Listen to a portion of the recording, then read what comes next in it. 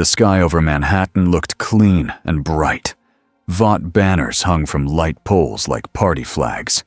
Big screens played the same smiling hero clips on repeat. Music thumped. Cameras were everywhere, even on little drones that floated above the crowd like fat metal bees. Peter Parker did not arrive like a guest. A rip tore open in the air above the main stage. It did not look like lightning. It looked like the world being pulled apart. Peter fell out of it, wrapped in black. He hit the giant screen behind the stage so hard it exploded into sparks and glass. The impact shook the scaffolding. Metal bars snapped loose and swung down over the crowd. For half a second, everyone froze. Then the screaming started. Peter's body moved before his thoughts finished forming. His spider sense was a sharp alarm in his skull. He fired webbing from both wrists. Thick strand snapped onto the falling rig. Another web shot wrapped around a swinging light and yanked it away from a group of kids. He landed on the stage in a low crouch, black suit shining like wet ink. The suit clung to him, smooth and tight, with a white spider shape across his chest. His eyes were white lenses. No skin showed. No name showed. "Okay," Peter said, breathless. "Nobody panic. I mean, panic a little, but not the stampede kind." A metal beam crashed down near the front row. People surged back. A stroller tipped. A baby wailed. Peter shot forward and caught the stroller with one hand. He set it upright. He gave the baby a tiny bounce like he knew what to do, even though he didn't. "Hi," he said to the baby. "We're having a day, huh?" A man in a suit rushed toward him, not a fan. A security badge flashed on his belt. He held up a tablet like it was a shield. "Sir," the man said, voice shaking, "you are not authorized for this event. Please comply. We have a release form." Peter blinked. A release form? Another beam snapped loose above them. Peter's head tilted. He saw it before anyone else did. He fired a web line straight up, stuck it, and yanked. The beam slammed into the stage instead of the crowd. Dust puffed up. People screamed again. "Later," Peter said to the man with the tablet. "Paperwork, after nobody dies." Vought security poured in from the sides. Not just normal guards. These wore heavier gear. Some carried rifles. Others carried strange boxes with cables. Peter's spider sense flared again. Not danger from bullets. Something else. Something built to hurt him. He backed toward the edge of the stage, palms open. "Listen," he called. "I'm not here to—" A sharp sound burst from one of the boxes. It was not loud like a concert speaker. It was focused. Tight. Like the sound had teeth. Pain shot through Peter's head. His knees dipped. The black suit tightened around his ribs like it was bracing for impact. Inside his skull, another voice stirred. Low. Pleased. "They know." Peter clenched his jaw. "No. Not now." He webbed the sound box and yanked it out of the guard's hands. He flung it away from the crowd into an empty fountain. It sparked and died. The suit relaxed, almost like it was disappointed. A shadow crossed the stage. People gasped. Phones rose like a wave. Homelander hovered above them, cape barely moving, smile bright enough for a billboard. He turned his head slowly, like he was posing for every camera at once. "Wow," Homelander said. His voice carried, warm and friendly. What a surprise. Peter stared up at him. Even without knowing this world, he understood the performance. The perfect hair, the perfect teeth, the way the crowd wanted to believe. Homelander's eyes flicked over the shattered screen, the broken rig, the armed guards. Then his smile got smaller. "New guy," Homelander said. "You're making a mess at my event." Peter swallowed. His spider sense was screaming now. The air felt wrong, heavy. "I didn't plan the entrance," Peter said. "Trust me." Homelander drifted lower. His boots hovered inches above the stage. "You're wearing a mask," Homelander said, still smiling. "That's cute." Peter's hands flexed. The black suit rippled at his wrists like it wanted to become claws. Homelander's smile stayed, but his eyes sharpened. "Take off the mask," he said. Peter didn't move. The crowd held its breath, and deep inside the suit, the whisper returned, clearer this time. "Make him." Peter did not fight on that stage. He fled. The moment Homelander dropped that command, Peter's spider sense hit its loudest point yet. It wasn't just danger. It was a warning about what kind of danger. The kind that doesn't stop when you run. The kind that follows. Peter fired webbing at the nearest building. He swung off the stage, over the heads of screaming fans, and into the open air of Manhattan. Bullets popped behind him. Some hit the web line and snapped off in sparks. Others missed, because Peter wasn't where anyone thought he would be. He moved too fast. He turned too sharp. He used the city like a playground, with rules only he understood. He heard Homelander's voice behind him, calm as a TV host. "Don't run," Homelander called. "This is New York. We're all friends here." Peter swung between buildings and cut left. He shot a web net across a street and yanked it tight. A Vought response van slammed into it and stopped hard. Nobody died.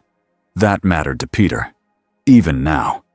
He landed on a rooftop, crouched and listened.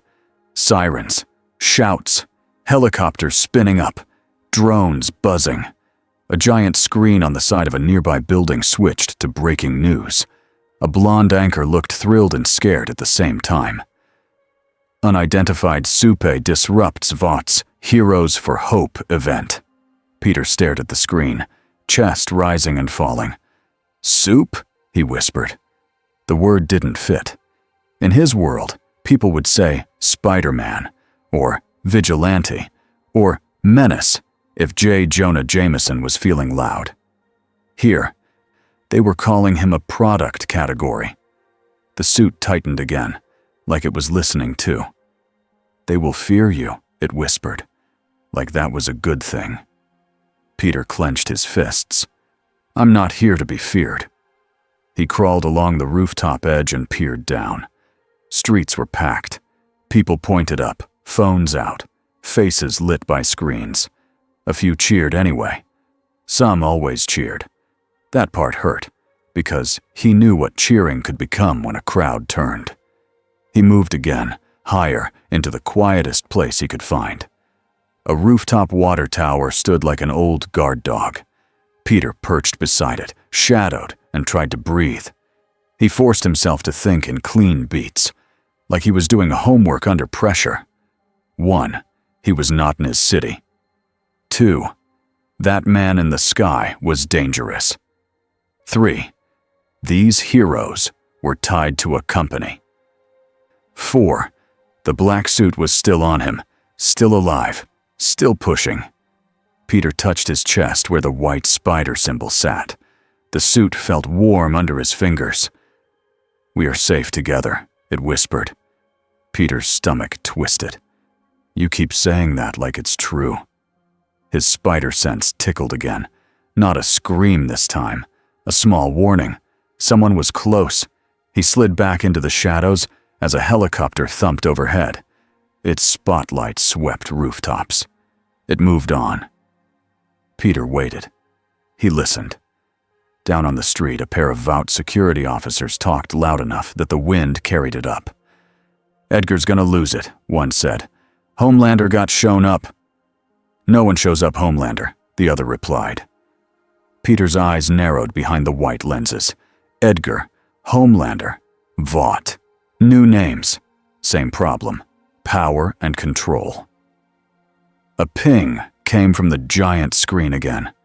The anchor's tone shifted. "And Vought International has issued a statement," she said, reading from a teleprompter. "They urge the public to remain calm. This individual is not affiliated with Vought. Do not approach, do not engage. If you see him, call the Vought Hero hotline." Peter stared at the screen. Hero hotline. He almost laughed. It came out small and bitter. In my world, he muttered, you call the cops. Or you don't. You don't call. A brand. The suit rippled along his shoulders like it didn't understand the joke. Or like it did and hated it. Across town, in a dark room with stained couches and mismatched chairs, Billy Butcher watched the same footage on a laptop.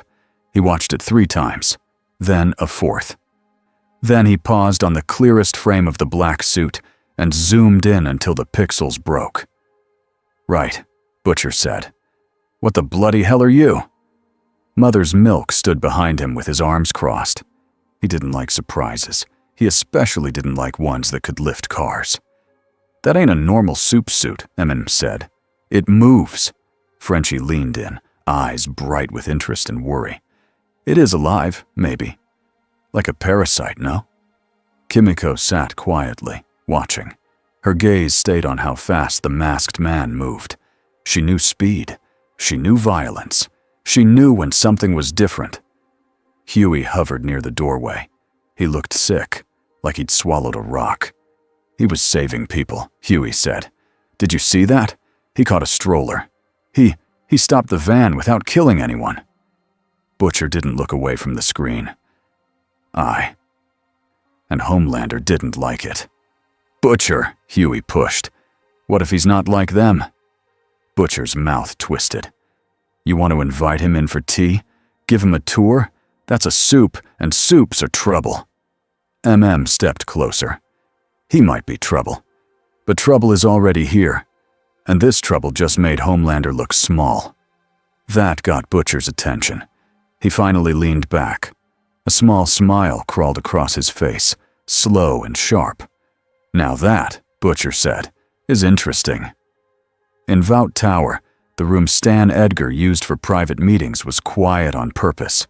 The walls were clean. The lights were soft. Everything looked calm, like it wanted you to forget it could crush you. Stan watched the footage on a large screen. He didn't blink much. A woman in a lab coat stood beside him, holding a folder like it was a shield. Security collected residue from the impact site, she said. Black material. It moved.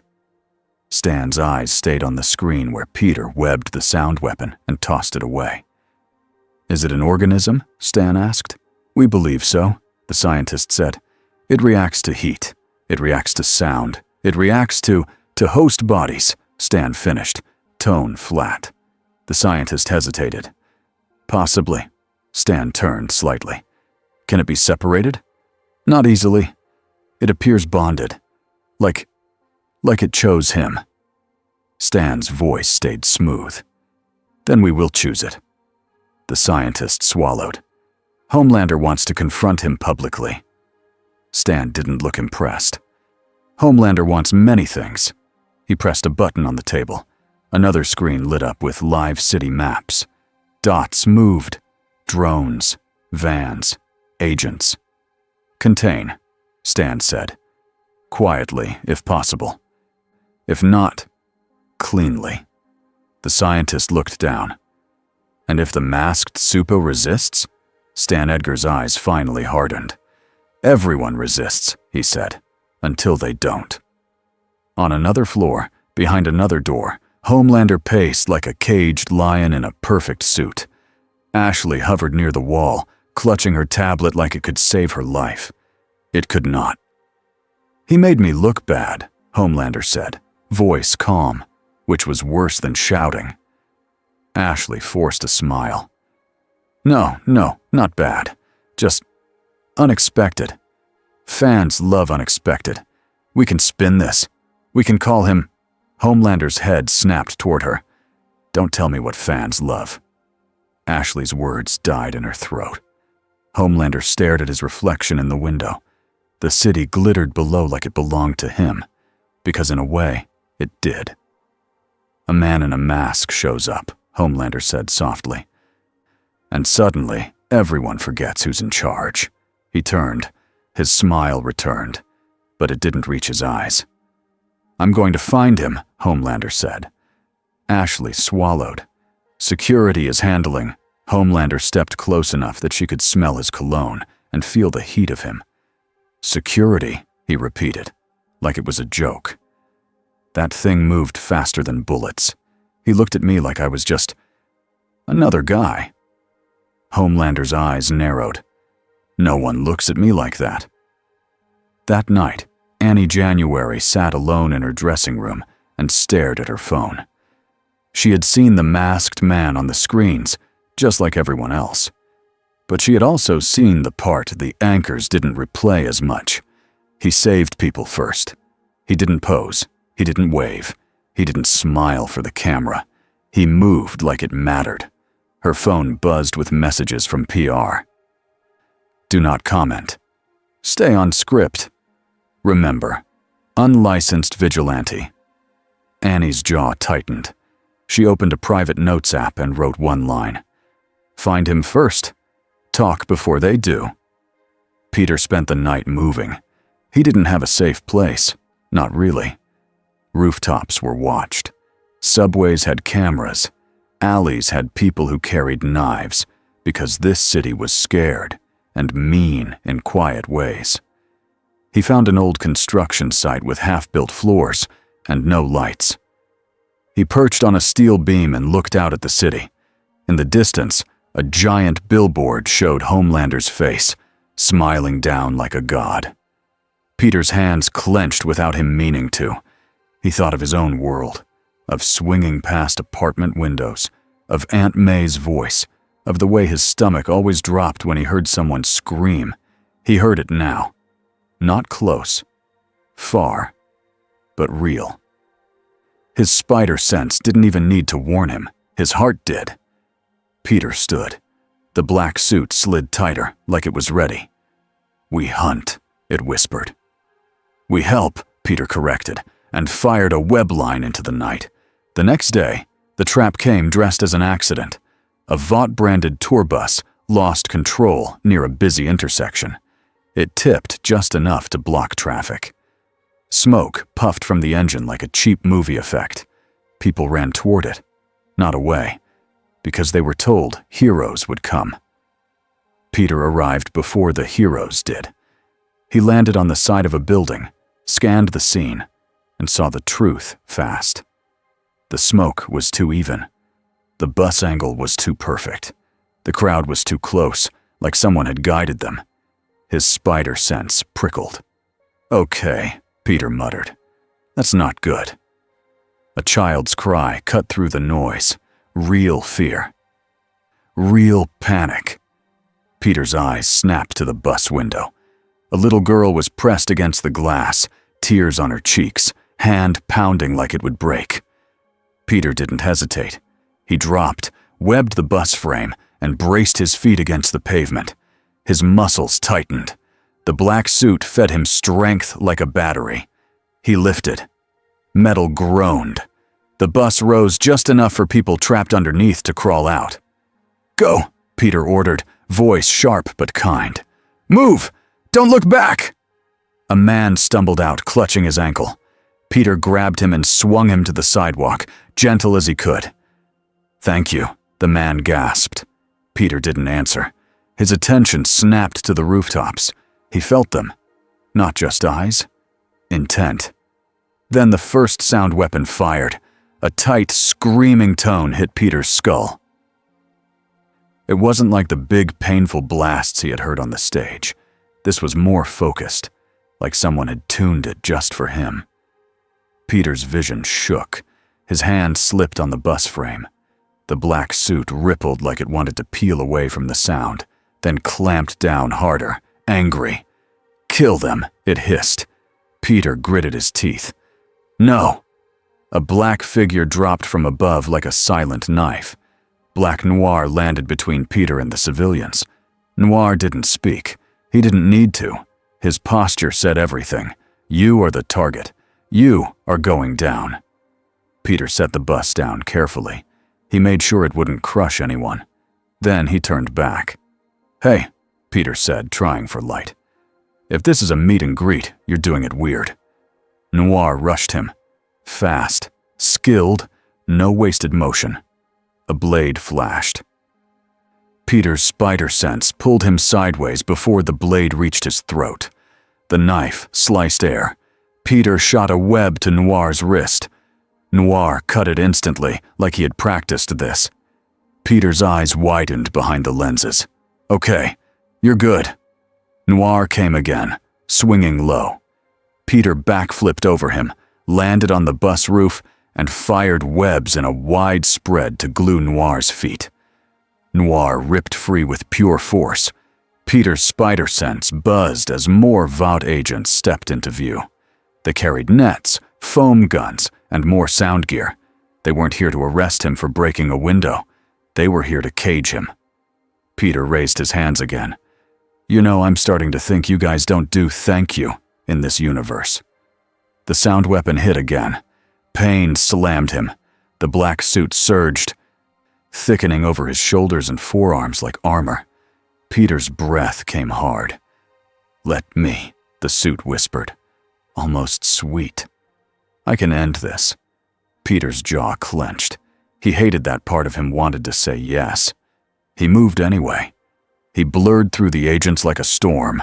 Webs snapped guns to hands. Web lines yanked rifles into the air. A foam cannon fired, and Peter slid under it, stuck it with webbing, and jerked it sideways so the foam splattered harmlessly on a wall. He didn't break bones. He didn't smash faces. He hit pressure points. He disarmed. He tied people up like living gift wrap. Noir chased him through it all, never stopping, never speaking. Blade always near. Peter jumped to a street lamp, clung sideways, and fired a thick web net down to trap Noir. Noir sliced it. He kept coming. Peter's spider sense warned him a split second too late. Noir used the sound weapon's distraction to slip close. A knife grazed Peter's side. It wasn't deep, but it was enough. The black suit reacted like a guard dog. It surged around the cut, sealing it. Then it pushed forward along Peter's arm, forming a thick, sharp edge like a claw. Peter stared at it, startled. "No," he hissed under his breath. Noir attacked again. Peter blocked with the claw. Metal scraped on metal. Noir's knife skidded off the symbiote edge. Peter's stomach dropped. He could feel how easy it would be to end this. One slash, one hard punch, one mistake. The suit pulsed like it was excited. Peter forced himself back. He fired webs at Noir's eyes instead, blinding him for a second. Noir tore them off fast, but it bought Peter a moment. Peter grabbed the nearest sound device with a web line and yanked it into his own hands. The agent holding it screamed, "Don't!" Peter twisted the device and pointed it away from the crowd. He turned it on, aimed at an empty building wall, and cranked it. The tone screamed outward. It didn't just hurt Peter, it hurt the suit. The black material rippled and pulled tight, like it wanted to crawl off his skin and hide. Peter nearly dropped to his knees from the backlash, but he held on. "Yeah," he gasped. "You don't like that either." Noir froze for half a second, not from pain, from calculation. Peter used the moment to web Noir's arms to his chest and slam him into the side of the bus. He wrapped Noir fast, thick, and tight. Noir still fought. He always fought. Peter stepped back, breathing hard. "Stay down," he said. "I don't want to hurt you." Noir didn't answer. A shadow fell over the street. People screamed again. Not the scared kind this time, the starstruck kind. Peter looked up. Homelander hovered above the intersection, cape fluttering, smile wide like the world was his stage. "Found you," Homelander said. Peter's spider sense screamed so loud it almost drowned out everything else. Homelander floated lower, eyes scanning the webbed-up agents, the trapped Noir, the bus, the rescued civilians. His smile didn't change, but his voice did. "You're interfering with official vote response," Homelander said. "That's a crime." Peter's chest rose and fell. He forced his hands open. He showed empty palms. "I'm saving people," Peter said. Homelander's eyes flicked to the crowd. Cameras, phones, faces. Then back to Peter. "And I'm the one who gets credit for saving people," Homelander said, still smiling. Peter felt the suit tighten again, like it was preparing for a war. Homelander drifted closer, close enough that Peter could see his pupils, close enough to feel the heat coming off him. "Mask," Homelander said softly. "Now." Peter didn't move. Homelander's smile twitched. "You know," Homelander said, "I tried being polite." Peter's spider sense exploded. A thin red line flashed from Homelander's eyes. Heat vision. Peter moved like a bullet. He dove, grabbed a civilian by the collar, and yanked them out of the beam's path. The beam sliced through a parked car instead. Metal melted. Glass shattered. People screamed and ran. Peter landed behind a concrete divider, crouched, heart hammering. "That's not polite," Peter muttered. Homelander floated above the divider like it wasn't even there. "You're fast," Homelander admitted. "That's adorable." Peter's voice sharpened. "Stop shooting the street." Homelander's eyes narrowed. "Make me." The fight didn't start with a punch. It started with Peter choosing a rule. Save people first, even if it meant losing. Peter shot webs across the street, creating thick lines like barriers. He yanked down a street sign to block a new heat beam. The metal glowed, but it held for a second. Long enough. Homelander dropped fast, trying to grab Peter. Peter's spider sense pulled him away a breath before Homelander's hand closed. Homelander's fingers crunched through concrete instead. Peter swung around him, kicked off a wall, and planted both feet into Homelander's chest. It would have sent most people through a building.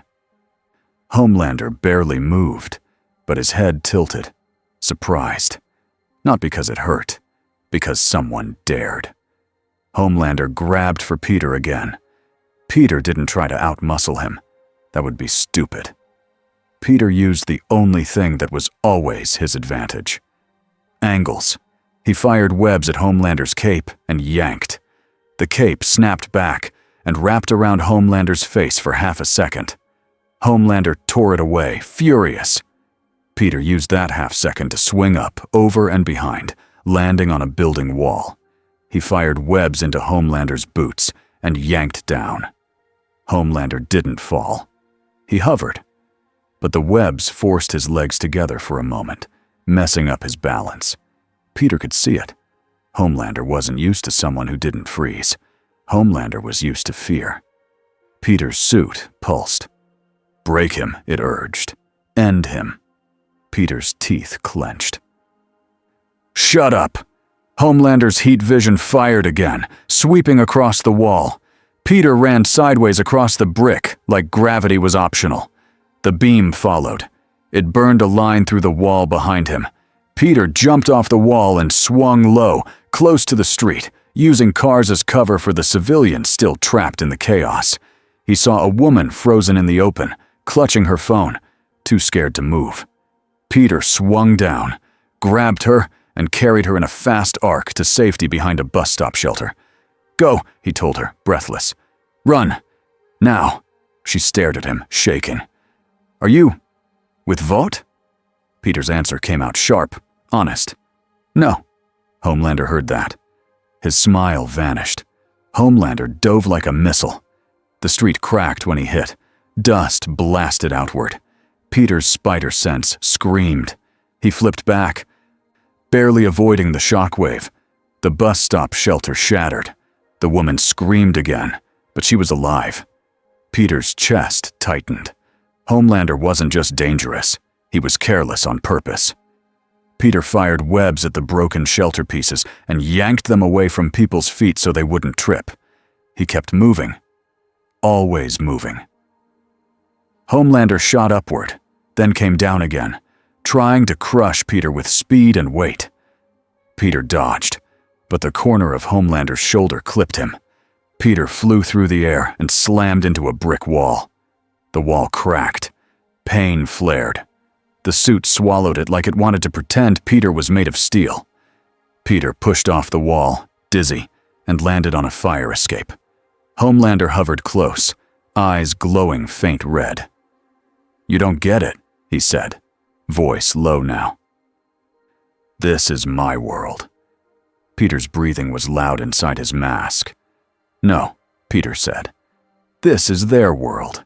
He jerked his chin toward the street, toward the people trying to crawl away, toward the crying kid whose parent was dragging them by the arm. Homelander looked down at them like they were bugs. Then he looked back at Peter. "And you're going to ruin my brand," Homelander said. Peter's hands tightened on the railing. The suit surged again, thickening around his forearms. "Let me take over," it whispered. "He will stop." Peter's throat tightened. For a split second, he pictured it. One sharp move. One moment where the suit drove, not him. And then he pictured what came after. A city that feared him the way it feared Homelander. Peter's stomach turned. "No," he forced out. "I don't win like that." Homelander's eyes narrowed. "Win?" Homelander lunged. Peter moved, not away from Homelander, toward the people. He fired webs at a collapsing streetlight and yanked it up before it fell on a group of runners. He used his body as a shield for a second, taking flying debris on his back. Homelander's hand closed around Peter's ankle mid-swing. For a second, everything stopped. Homelander held him upside down like he was nothing. Peter's spider sense screamed. He twisted his hips and fired webs at Homelander's face. Thick strands splattered across his eyes and nose. Homelander snarled, blinded for a heartbeat. Peter used that heartbeat. He shot a web line to a rooftop far away and yanked with everything he had. The line pulled him sideways out of Homelander's grip. Homelander's fingers tore fabric, then slipped. Peter flew through the air and caught the line. His body snapped into a swing. He whipped around a building corner and vanished from Homelander's direct view. Homelander blasted heat vision through the corner anyway. Brick exploded. But Peter was already moving. He swung low through an alley, then up between buildings, then through a narrow gap where drones couldn't follow easily. His spider sense still screamed, but it started to thin out. He was gaining distance. Behind him, Homelander hovered above the street, ripping webbing off his face with shaking hands. Cameras were on him. Phones were on him. The crowd was watching. And for the first time in a long time, Homelander looked like he didn't control the moment. Peter landed on a far rooftop, crouched, chest heaving. The suit pulsed with anger. "We could have ended him," it whispered. Bitter. Peter stared out at the city. At the tiny moving dots of people, at the smoke rising from the intersection.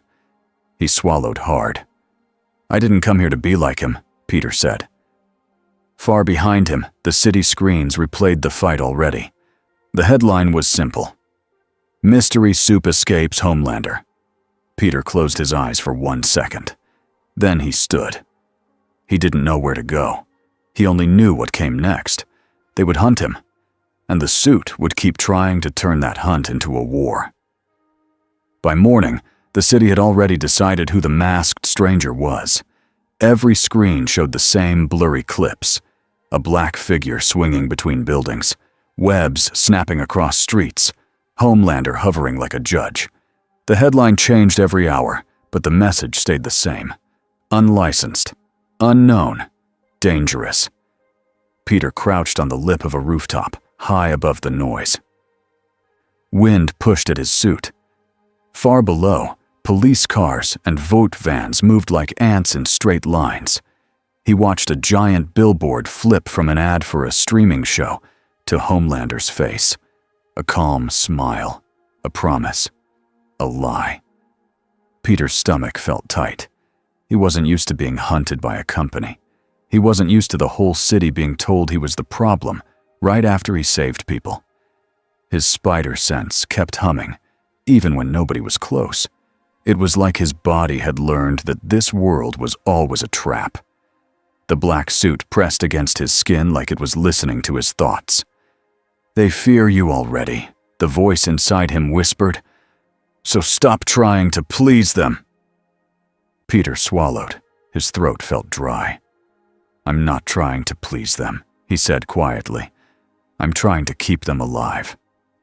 The suit didn't care about the difference.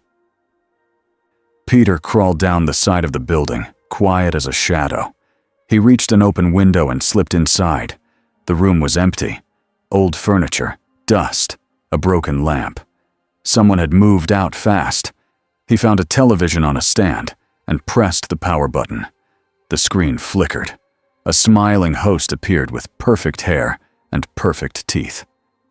And once again, Vought reminds citizens, "Do not approach the rogue Supa," the host said. "If you see him, call the Vought Hero hotline. Your safety matters." A phone number flashed on the screen, bright and cheerful. Peter stared at it. "A hotline," he muttered. "For heroes." He didn't laugh this time. He couldn't. He switched channels. Another anchor showed slow-motion clips of him swinging. They circled him with red graphics, like he was a target in a video game. "Sources say the vigilante may be linked to foreign terror networks," the anchor said, eyes wide. "And experts warn his organic suit may be contagious." Peter's chest tightened. Contagious. His hand moved to his chest without him meaning to. The suit felt smooth, warm, alive. "They want us," the suit whispered. Peter turned off the TV hard enough that the button cracked. "No," he said through clenched teeth. "They want you, and you're not going to spread." The suit's answer was a slow ripple up his arm, almost like a shrug. Peter backed away from the TV and looked out the window. On the street, a Vought poster had already been pasted to a wall. A cartoon version of him was shown as a monster. A black shape with sharp teeth. No humor, no kindness, no stroller caught. Peter's jaw tightened. This world didn't just twist the truth. It sold the twist. Billy Butcher sat in a dim room that smelled like stale coffee and old smoke. He watched the news with the sound low, like it was background music. The only bright thing in the room was the screen. Huey stood near the door, arms wrapped around himself. "They're calling him a terrorist," Huey said. His voice sounded angry, and that was new. Butcher didn't look away. "Vought calls anyone a terrorist if it helps the share price." Sat on the couch, rubbing his forehead. "You saw the way he moved. That ain't normal even for them." Frenchie had opened a notebook and filled it with messy sketches of the black suit. Tendrils, white symbol, web patterns. "It is not just a costume," Frenchie said. "It reacts, like it is thinking." Butcher finally glanced over. "So it's a freaking pet?" Frenchie shook his head fast. "No. Not pet. More like second skin, second mind." Kimiko watched the footage without blinking. Her eyes tracked every kick, every dodge, every small choice. Huey leaned forward. "He saved people. He saved them first, even when Homelander was right there." Butcher snorted. "A soup can wave at a baby and still rip a man in half later." Huey's face tightened. "That's not fair." Butcher's eyes went cold. "Fair? This ain't a playground, mate. This is Vought. That masked bloke shows up, and you know what happens next." Answered before Huey could. "They'll try to own him," Frenchie nodded. "And if they cannot own him, they will destroy him." Butcher leaned back, hands clasped, voice flat. "Either way, he's a problem."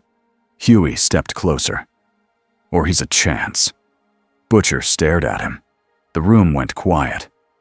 "A chance for what?" Butcher asked.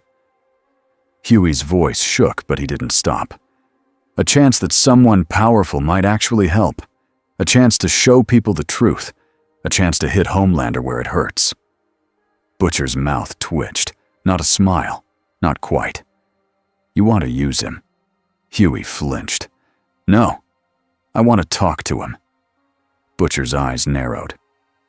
Talking gets you killed. Huey opened his mouth, then closed it again, because he didn't have a clean answer for that. Butcher turned back to the screen. Homelander's face filled it, smiling like a saint. Butcher's voice dropped low. If Spider-Boy's real, Vought will come for him. Homelander will come for him. And if we don't get there first, we'll be watching another monster get made. MM nodded slowly. So what's the plan? Butcher's grin finally showed teeth. We set a trap. Huey's eyes widened. A trap? You're proving my point? Butcher didn't care. We trap him. We see what he really is. If he's clean, we talk. If he's not... Butcher didn't finish the sentence. Kimiko's fingers tapped once against her knee. She looked at Huey, then at Butcher, like she was warning them both. Frenchie sighed. If we do this, we do it smart. He's fast. Very fast. Butcher's eyes stayed on the screen. Then we bring something that doesn't care how fast he is, he said.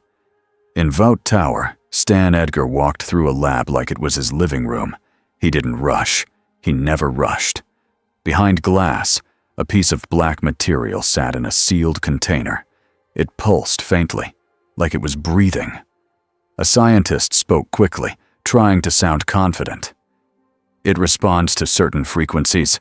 Sonic exposure causes contraction.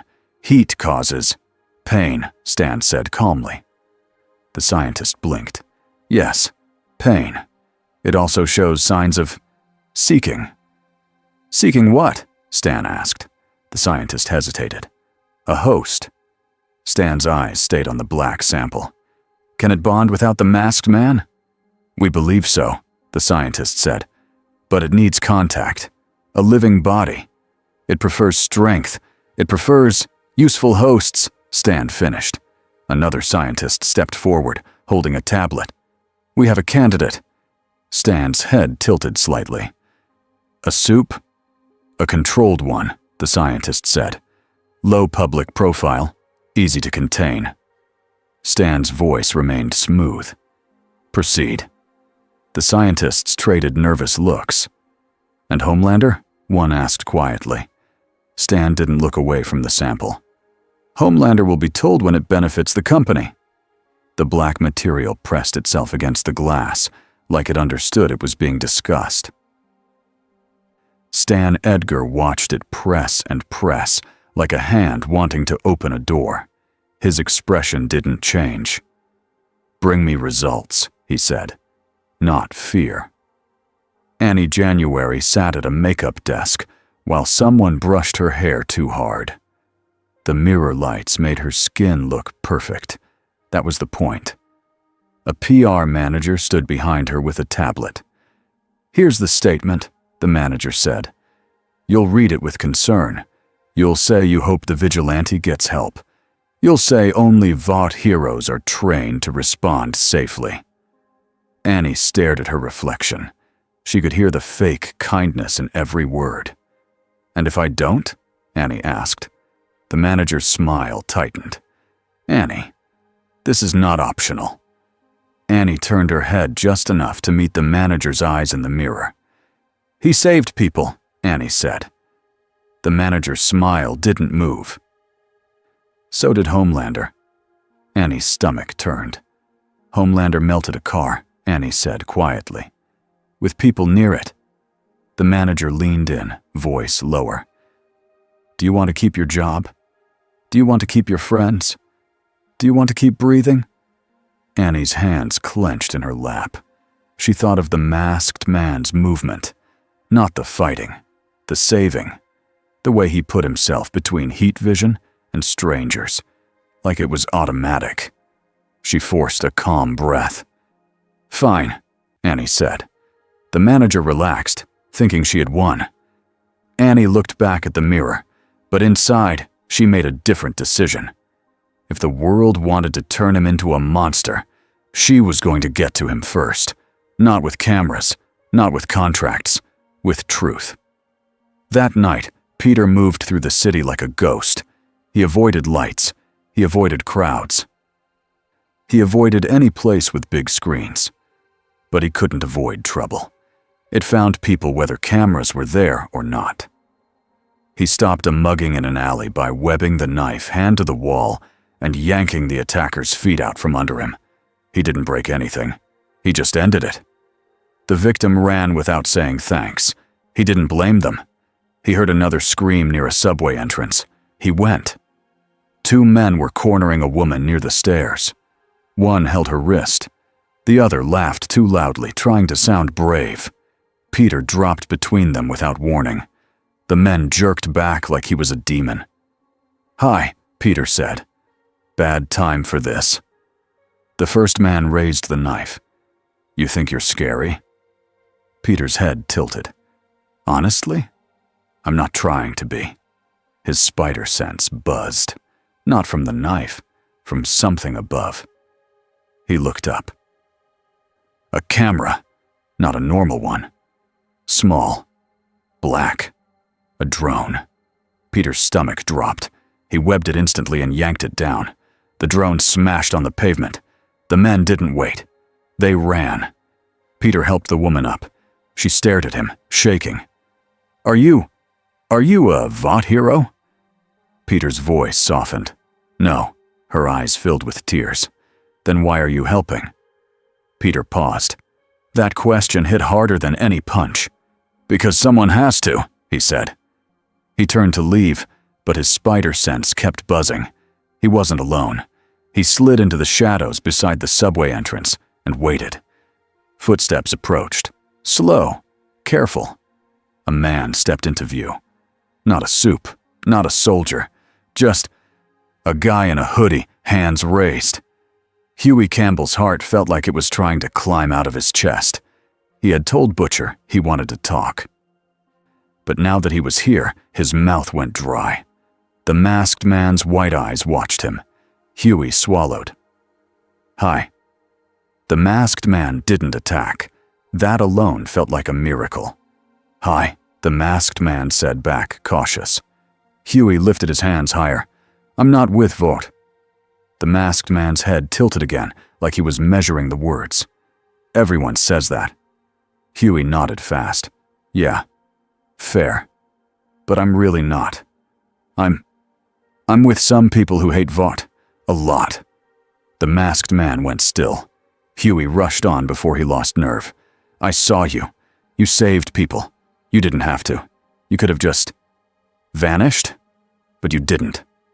For a second, the masked man's shoulders dropped, just a little, like the words mattered. Then his body tensed again. "Why are you here?" he asked. Huey took a breath. "Because they're coming for you. And because we might be able to help each other." The masked man's voice sharpened. "Who's we?" Huey hesitated. That was the moment Peter's spider sense screamed. He moved on instinct, grabbing Huey by the hoodie and yanking him backward. A sonic grenade hit the ground where Huey had stood. The alley filled with a high, crushing whine. Peter's knees buckled. The black suit tightened like a fist around his ribs. Huey clapped his hands over his ears and cried out. From the other end of the alley, Billy Butcher stepped into view with a small device in his hand and a gun at his side. MM and Frenchie moved behind him, ready. Kimiko lurked in the shadows like a quiet threat. Butcher's eyes gleamed with grim satisfaction. "All right then," Butcher called over the whine. "Now we know you bleed." Peter forced himself upright. His vision swam. The suit rippled, angry. "Kill them!" it hissed. "They hurt us!" Peter's fingers curled into claws without him choosing it. Then he saw Huey on the ground, shaking, eyes wide with fear. Huey wasn't holding a weapon. He was just caught. Peter's claws relaxed slightly. "No," Peter breathed. "Not them." Butcher stepped forward, raising the sonic device again. Mask off, Butcher said. Nice and slow. Let's see what Vought cooked up. Peter's head snapped toward him. Even through pain, his voice held anger. I'm not with them. Sure you aren't, Butcher said. And I'm the King of England. Frenchie winced, looking between them. Billy, maybe we do not do this like… Butcher cut him off. Shut it. Spider-Boy's a walking bioweapon. We need answers. Peter's spider sense flared again. More Vought drones overhead. The trap had layers. Peter's mind raced. He couldn't fight everyone at once. Not with sound hitting him. Not with civilians nearby. Not while the suit begged for violence. He made a choice. He shot webbing at the sonic device in Butcher's hand and yanked it away. The whine stopped. The silence hit like relief. Butcher lifted his gun, fast. Peter webbed the barrel to the wall before Butcher could fire. Raised his own gun, but Peter didn't attack. He didn't move in to break bones. He didn't even run. He stood there, breathing hard, and pointed at Huey. He was talking, Peter said. You used him. Huey pushed himself up, face red from the sound. Butcher. Butcher didn't look at Huey. His eyes stayed on Peter. That's what you do in war. Peter's voice dropped. This isn't war. Butcher barked a laugh. Mate, you landed in a world built on war. You just didn't know it yet. Peter's suit rippled, like it agreed with Butcher in the worst way. Peter forced himself to stay calm. If you wanted to know if I kill, he said, you just got your answer. Butcher's jaw tightened. He knew it was true. If Peter wanted them dead, they'd already be dead. That fact bothered him. Stepped forward, cautious. What are you? Peter hesitated. He could lie. He could invent a story. He could play their game. But Huey was watching him with the same question the woman had asked earlier. Why are you helping? Peter exhaled. I'm not from here, he said. The room of people, this broken alley group, went still. Butcher scoffed. Oh, here we go. Peter's voice stayed firm. I mean it. Something happened. A tear. I fell through. I'm trying to figure out how to get back. And I'm trying to stop this. He gestured at the city beyond the alley. From getting worse. Frenchie's eyes widened. A traveler. Butcher's face hardened, but his mind was working. He loved facts. He loved leverage. You expect us to believe that? Butcher asked. Peter's shoulders lifted in a tired shrug. You don't have to. But you're not Vought. And you're not trying to sell me. Butcher's lips curled. Don't be so sure. Huey stepped forward, ignoring Butcher's glare. He saved me, Huey said. He pulled me out of the blast. Butcher snapped. I didn't ask. Huey's voice rose anyway. You didn't have to trap him. We could have just talked. Butcher turned his head slowly, eyes full of warning. Then he looked back at Peter. So, Butcher said, you want to help people? That your whole thing? Peter didn't hesitate. Yes. Butcher nodded like he was accepting it. Then he stabbed the truth in like a knife. Then help us kill Homelander. Peter's stomach dropped. He had faced monsters before, aliens, madmen, things from other worlds. But the way Butcher said that name wasn't like a hero name.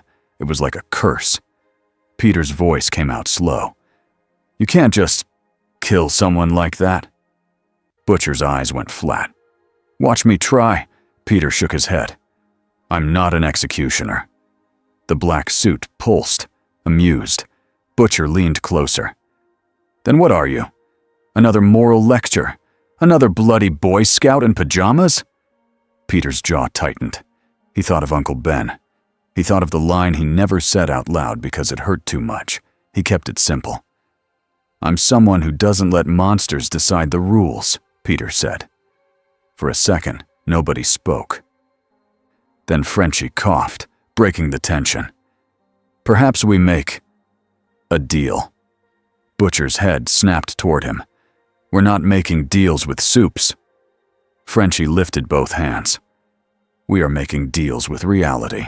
Vought is coming. If they capture him, they will make more. Nodded slowly, eyes serious. That's true. Kimiko stepped forward, gaze locked on Peter. She sniffed the air like she could sense the suit. Her expression was wary, not hateful. Huey looked at Peter with a plea. We can help you, and you can help us. Not killing, just truth. Peter's spider sense buzzed again. More drones, more eyes. Time was running out. Peter made another choice. Okay, he said.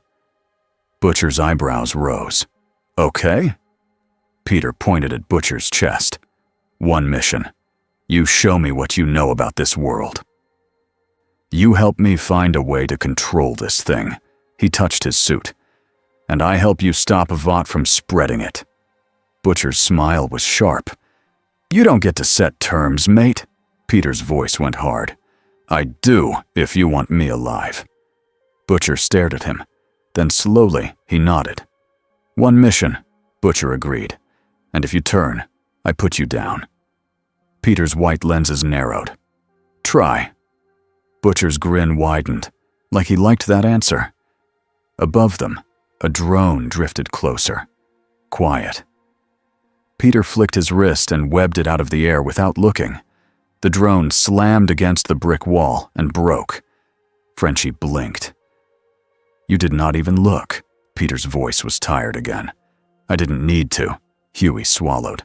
So, what do we call you? Peter paused. He wasn't ready to give a name. Not his real one. But he could give something. Spider-Man, he said. Butcher snorted. Of course you are.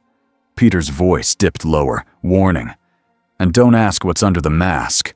Butcher's eyes gleamed. Oh, I'm gonna ask. Just not today. The alley felt smaller.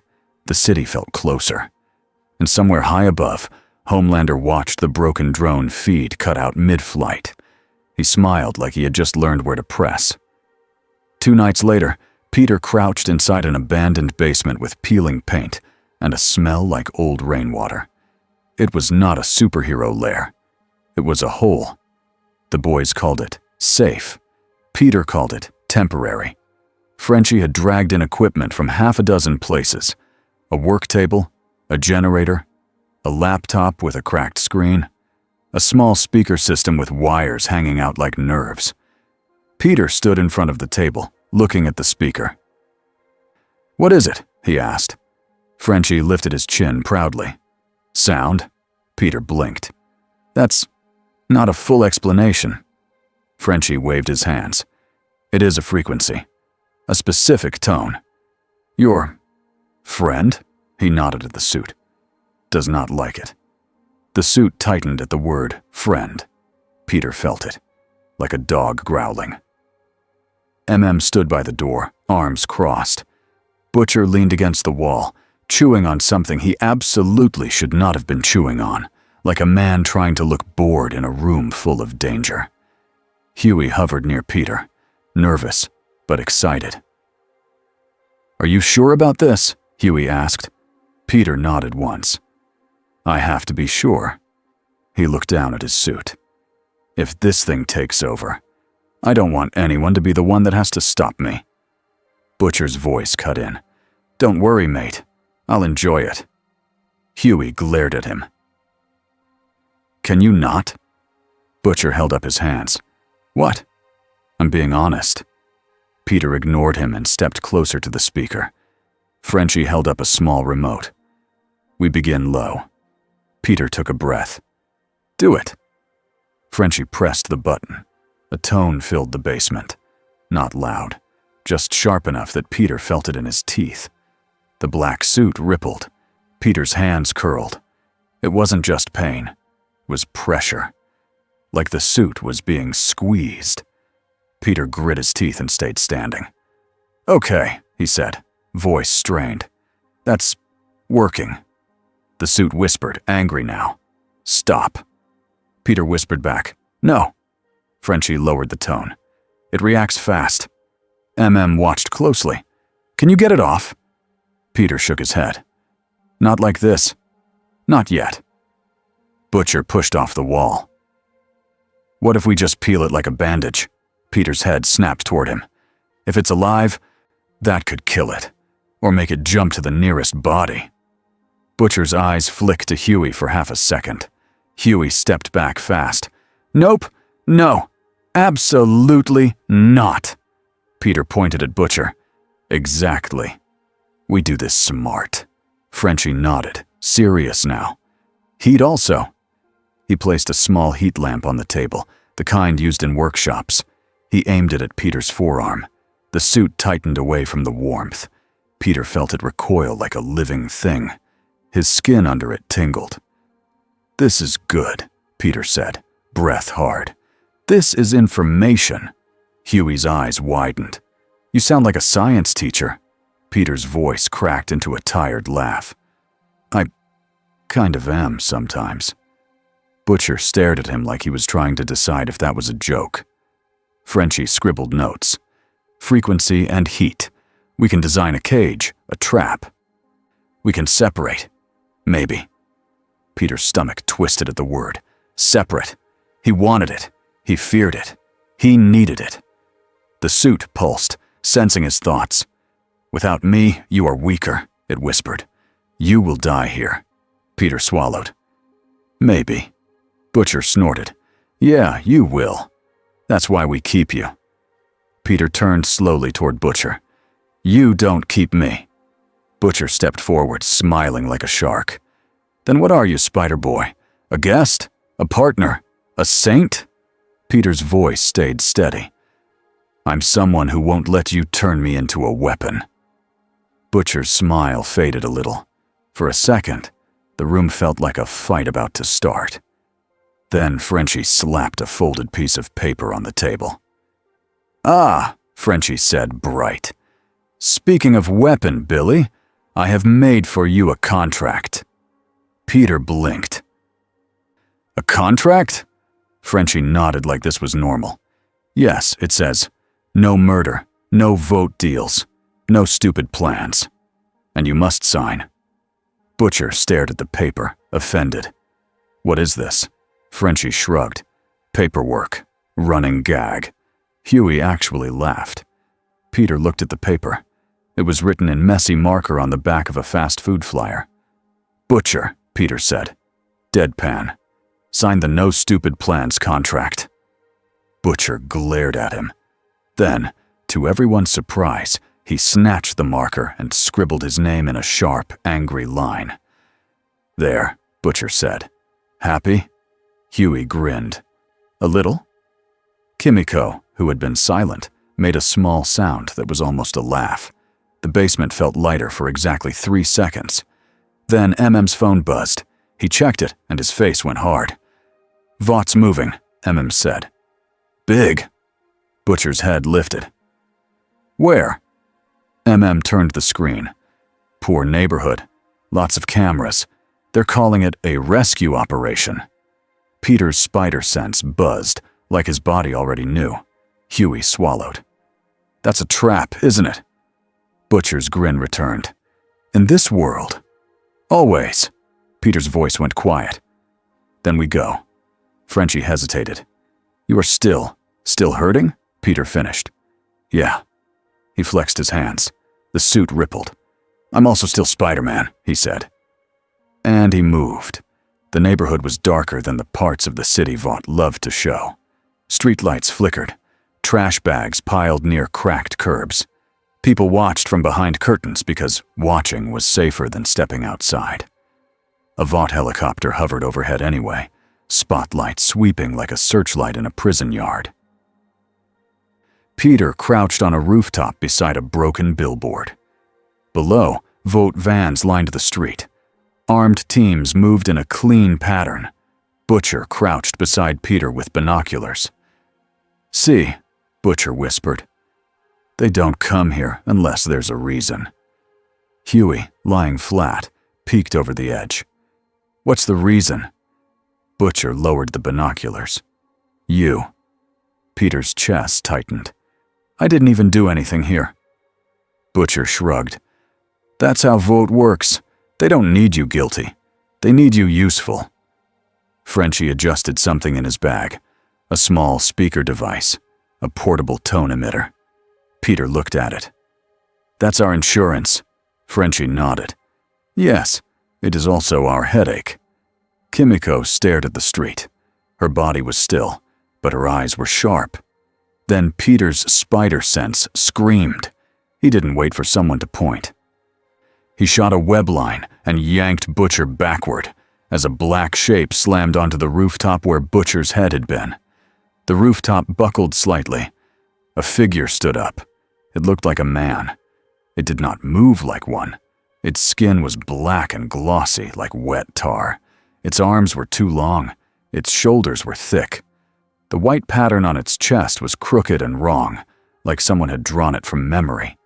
Its mouth opened wider than it should.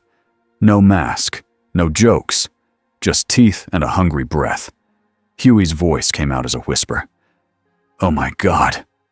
Peter's stomach dropped. A symbiote, not his, a prototype. Butcher's eyes widened in sudden understanding. They made another one. Peter's voice turned cold. That's what I was afraid of.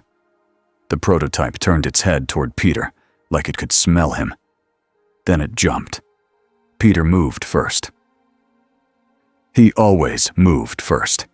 He fired webs at the prototype's shoulders and yanked it off balance mid-air, slamming it into a rooftop vent. Metal crumpled. The prototype didn't slow. It tore free and lunged again, swinging a fist like a hammer. Peter blocked, and the impact ran up his arms like a car crash. The suit absorbed part of it. Peter's feet slid back, carving lines in rooftop gravel. Butcher stared. Jesus. Peter's eyes narrowed. It's strong! The prototype swung again, faster now, wild. Peter dodged, but it grazed his shoulder. The force almost spun him off the roof. His suit rippled in anger. Let me, it whispered, excited now. We can take it. We can eat it. Peter's stomach turned. No, we don't do that. The prototype hissed, almost like it understood. Below them, Vought teams moved into position, as if this was the show. Then a voice boomed from loudspeakers on the street. Citizens, remain calm, a cheerful Vought announcer shouted. The 7 are responding to a dangerous incident. Peter's head snapped down. A train stepped out into the street, smiling for cameras. Behind him, a PR crew filmed at the perfect angle. A rescued family stood near a van, looking terrified and confused. A train pointed up at the rooftops. We got this, he called. Stay back. He looked like he was about to sprint. Peter's voice went tight. They're filming. Butcher's grin was bitter. They always film. The prototype smashed toward the edge of the roof, ready to drop onto the street where civilians were.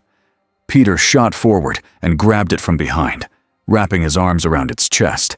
He locked his legs and yanked. The prototype's body strained. It tried to pull toward the crowd like a magnet. Peter's muscles burned. This thing wants a crowd, Peter grunted. It wants bodies? Frenchie lifted the tone device. Now? Peter's jaw clenched. Now! Frenchie hit the button. The sharp tone burst out. The prototype jerked like it had been stabbed. It screamed. Not a human scream. A wet, angry sound. Peter's own suit recoiled too. Pain flashed through his skull. Peter grit his teeth and held on anyway. The prototype thrashed, trying to break free. Kimiko moved. She crossed the rooftop in a blur, grabbed the prototype's arm and twisted hard. Bone cracked. The prototype didn't care. But Kimiko's eyes were calm in a way that scared people. She didn't need it to care. She just needed it to stop moving. She slammed her fist into its jaw. The prototype's head snapped back. Peter used the moment to web its legs together and yank it away from the edge. They dragged it toward the center of the roof, away from civilians below. A-Train noticed. He looked up, smile fading. He saw the black monster, then saw the black-suited Spider-Man fighting it. Atrain's eyes widened. Not fear, exactly. More like jealousy and panic. His smile snapped back on, forced. He pointed at Peter, like Peter was the villain. "That's him!" Atrain yelled into the cameras. "That's the rogue soup!" The crowd below gasped. Phones rose. The story rewrote itself in real time. Peter's chest tightened. "This is what he wants," Peter muttered. "This is what Homelander wants." Butcher's voice came from behind him. "Welcome to the circus." The prototype bucked again. It slammed its head backward into Peter's face. Pain flashed. Peter's grip loosened for a second. The prototype ripped free and leapt off the roof, straight down, toward the crowd. Peter's spider sense screamed like a siren. He jumped after it without thinking. He hit the street hard, knees bending to absorb impact. The prototype landed beside him, already swinging. Peter webbed a car and yanked it sideways as a shield. The prototype's punch dented the car like paper. Civilians screamed and ran. Atrain sprinted in a wide circle, not helping anyone, just making it look like he was controlling the crowd. Peter's voice went sharp. "Get people out." Atrain glanced at him and smirked. "I'm working, buddy." Then Atrain shoved past a woman so hard she fell. Peter saw it. His stomach dropped. He shot a web and yanked the woman away from being trampled. "Move!" Peter shouted at the crowd. "Run down the side streets!" The prototype lunged for the nearest group. Kimiko hit it from the side like a wrecking ball. They slammed into a wall. The wall cracked. Kimiko's body absorbed it. She healed. She didn't stop. But the prototype was growing wilder. It didn't just want to fight. It wanted to bond. It wanted to spread. Peter saw its tendrils reach for a man's ankle. Peter fired a web line and yanked the man out of reach. "No!" Peter shouted. The prototype turned its face toward Peter, mouth opening too wide. It roared. Then it charged Peter like a bull. Peter dodged and webbed its feet, trying to trip it. The prototype ripped free with brute strength. Peter's suit pulsed, angry. "We can stop it faster," it whispered. "We can break the host. We can take it." Peter fought to keep his voice steady. Not like that. The prototype slammed Peter through a parked van. Metal bent. Glass exploded. Peter rolled out, dazed. His spider sense buzzed again. A new presence, a heat in the air. People on the street gasped and pointed up. Peter looked. Homelander hovered above the street, cape hanging, smile back in place like he had been waiting for the best moment. "Wow," Homelander said, voice loud enough for the cameras. "What a mess." Atrain pointed upward, acting relieved. "Homelander, thank God." Homelander didn't look at Atrain. He looked at Peter, then at the prototype. And for a second, his eyes narrowed with real interest. Two black suits. Two things. One problem. Homelander lowered slowly, like a god stepping down for the audience. "Spider," Homelander said, voice sweet. "You brought a friend?" Peter stood up, breathing hard. "That's not my friend." Homelander smiled wider. "Sure." The prototype charged Homelander without fear. That surprised Peter. Most things feared Homelander, even if they didn't understand why. But the prototype didn't know fear. It only knew hunger. It slammed into Homelander's chest. Homelander barely moved. He looked down at it like it was a bug on his shirt. Then he grabbed its head with one hand. The crowd screamed and cheered at the same time. Peter's stomach tightened. He knew what was coming. Homelander lifted the prototype up by the skull, arm extended, and smiled at the cameras. "See," Homelander said, "this is why you need the 7. The prototype thrashed, claws scraping Homelander's sleeve. Homelander's eyes glowed red. Peter's spider sense screamed. "Wait," Peter shouted. Homelander fired heat vision. The beam hit the prototype's head, but it didn't stop there. It cut through, slicing past the prototype's shoulder and into the street behind it, right toward civilians. Peter moved on pure instinct. He shot a thick web shield into the beam's path, layering webbing like a wall. The heat hit the webs and burned them. The webs held for a second. Peter added more, faster than most eyes could track. The heat burned. The suit screamed in pain against Peter's skin. Peter grit his teeth and kept layering. He forced the beam upward, away from people, by pulling the web wall at an angle like a sail. The beam sliced up into the sky. Homelander's eyes narrowed. He turned his head slightly. Peter felt the danger like ice in his spine. Homelander was annoyed.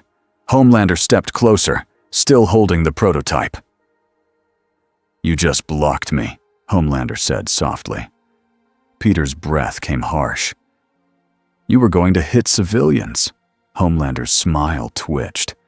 "And you think that's your job to police me?" Peter's suit pulsed hard. "End him," it whispered, louder than ever. Peter's fists clenched. For 1 second he pictured it again. No more heat vision. No more smug smiles. No more dead people on sidewalks. Just silence. Peter's body leaned forward a fraction. Then he heard a child crying behind him. Not because of him. Because of this world. Peter forced himself to step back instead. He swallowed the anger like poison. "I'm not policing you," Peter said, voice shaking with control. "I'm saving people." Homelander's smile returned, wide and fake. "Everyone heard that," Homelander said, nodding toward the cameras. "That's cute." Then, without warning, Homelander threw the prototype, not at Peter, at the crowd, like a ball. Peter's spider sense screamed so loud it became a roar. Peter launched forward, webbing the prototype midair and yanking hard. The web line went taut. Peter's shoulders screamed. The prototype slammed into a wall instead of a person. The wall cracked. The prototype stayed on it like a spider, then leapt again. Kimiko hit it mid-leap and dragged it down. Frenchie's tone device blared again from the rooftop. The prototype screamed and stumbled. Peter's suit screamed too. Peter's knees dipped. He could feel his suit wanting to lash out at Frenchie, at the sound, at anything. Peter clenched his jaw so hard it hurt. "This is what you do," Peter whispered to himself. "You don't let it drive." Butcher's voice came through an earpiece Frenchie had shoved into Peter's suit earlier. It crackled. "Spider Boy, we're losing the street. Get it away from the crowd." Peter's eyes snapped to the nearest side street. A narrow alley. Empty. Dark. He made a plan fast. He fired a web at the prototype's chest and yanked it toward him. The prototype lunged for him, happy to follow. Peter turned and ran. He didn't run like a normal person. He ran up a wall, flipped, and shot webs to pull himself forward in short bursts like a slingshot. The prototype chased, leaping and scraping, smashing through parked cars. Kimiko followed too, moving like a silent knife. The prototype barreled into the alley. Peter snapped a web line across the alley mouth like a trap. The prototype hit it and tumbled. Kimiko slammed into it, pinning it down. Peter didn't waste time. "Frenchie!" he shouted into the comm. Frenchie's voice crackled back. "Yes! Full tone!" Peter yelled. "Now!" The tone blasted through the alley. Louder, sharper. The prototype shrieked and spasmed. Peter's own suit tried to crawl off his skin. It felt like his body was being peeled from the inside. Peter forced himself forward anyway. He grabbed the prototype's shoulders. "Kimiko!" he shouted. Kimiko's eyes met his. She understood without words. Peter and Kimiko pulled, not at the host's bones, at the black mass itself. The symbiote resisted like glue. It fought like a living thing. It tried to crawl onto Peter. Peter's suit surged, trying to connect. Peter screamed through clenched teeth, not from pain, but from fear. "No!" he shouted. "Not again!" Frenchie's tone screamed louder. The symbiote recoiled. Peter yanked hard. A chunk tore free. It slapped onto the ground like a wet coat. The host underneath gasped, suddenly human again, eyes wide and terrified. He stumbled backward, free. But the black mass on the ground didn't die. It moved. It tried to crawl. Peter's stomach dropped. "It's not contained," he whispered. Kimiko stomped on it, hard, pinning it. But tendrils slipped around her boot. It tried to climb. Peter's suit surged to meet it. Peter's breath hitched. He felt the pull like a magnet. Frenchie's voice crackled, panicked. "It is going to jump." Peter's mind raced. Heat. He needed heat. He looked around. A metal trash can lid. A broken pipe. Steam hissing from a street vent nearby. Peter grabbed the trash can lid, webbed it, and yanked it over the street vent like a cover. Steam blasted against the lid, heating it fast. He ripped the lid off, now hot, and slammed it down onto the symbiote chunk. The black mass recoiled violently, smoking and shrinking under the heat. It screamed without a mouth. Peter's own suit tightened, angry, almost jealous. Peter held the hot lid down, hands shaking. "Stay!" Peter hissed. "Stay there!" The chunk stopped moving. Not dead, but stunned. Peter's chest heaved. Kimiko looked at him, then looked toward the alley mouth. The crowd noise had shifted. More shouting, more sirens, more feet. Peter's spider sense buzzed again. They were coming. And above it all, Peter heard Homelander's voice from the street, loud and happy for the cameras. "Don't worry," Homelander called. "We're handling it." Peter's stomach turned. Butcher's voice crackled in his ear. "Spider Boy, he's pinning this on you." Peter's eyes narrowed. "I know." He peeked out of the alley. Homelander stood in the street with A-Train and a tactical team behind him. Cameras were on. Lights were on. The whole thing looked staged like a movie set. Homelander pointed toward the alley like he was presenting evidence. "That masked vigilante brought a monster into our city," Homelander announced. "He endangered your families. He attacked Vault heroes." A train nodded dramatically, rubbing his shoulder like he had taken a hit. Peter's jaw clenched. He wasn't shocked. He was furious, and the suit felt it. The black suit surged up Peter's arms, thickening, forming sharp edges again. "They will always lie," it whispered. "So stop playing nice." Peter's breathing turned heavy. He could feel his control slipping like wet soap. If he went out there, if he let the suit drive, he could hurt Homelander. He might not kill him. Homelander was too tough for easy wins. But Peter could hurt him enough to make a point. And that thought scared Peter more than Homelander did. Huey's voice crackled in his ear, tight with fear. "Peter, don't. Please." Peter's head snapped. "How do you—" But Huey didn't finish. He didn't need to. His voice sounded like he was watching from a corner, helpless. Peter swallowed hard. He stared at Homelander, at the cameras, at the crowd believing the lie because believing was easier. Peter's fists clenched. Then he looked down at the stunned symbiote chunk under the hot lid. This was the real fight. Not fists, not pride. Containment. Choice. Peter took a slow breath. He made himself speak, low and clear, like he was teaching himself. "Save people," he whispered. "Stop the spread. Don't become him." He looked at Kimiko. "We need to move that thing." Kimiko nodded once, expression grim. Frenchie's voice cracked in. "We have a container, but it is not." "Perfect." Butcher's voice followed, sharp. "Nothing's perfect. Move." Peter hesitated for half a second. He knew what was coming if they ran. Vought would chase. Homelander would chase. And the story would be whatever Vought said it was. Peter turned back toward the alley. "Okay," he said. They worked fast. Frenchie arrived in a battered van at the back side of the block, sliding a metal case out like it was a coffin. It had sound padding and heat strips taped along the inside. "Do not ask about the safety rating," Frenchie said, breathless. Peter didn't smile. "You have a safety rating?"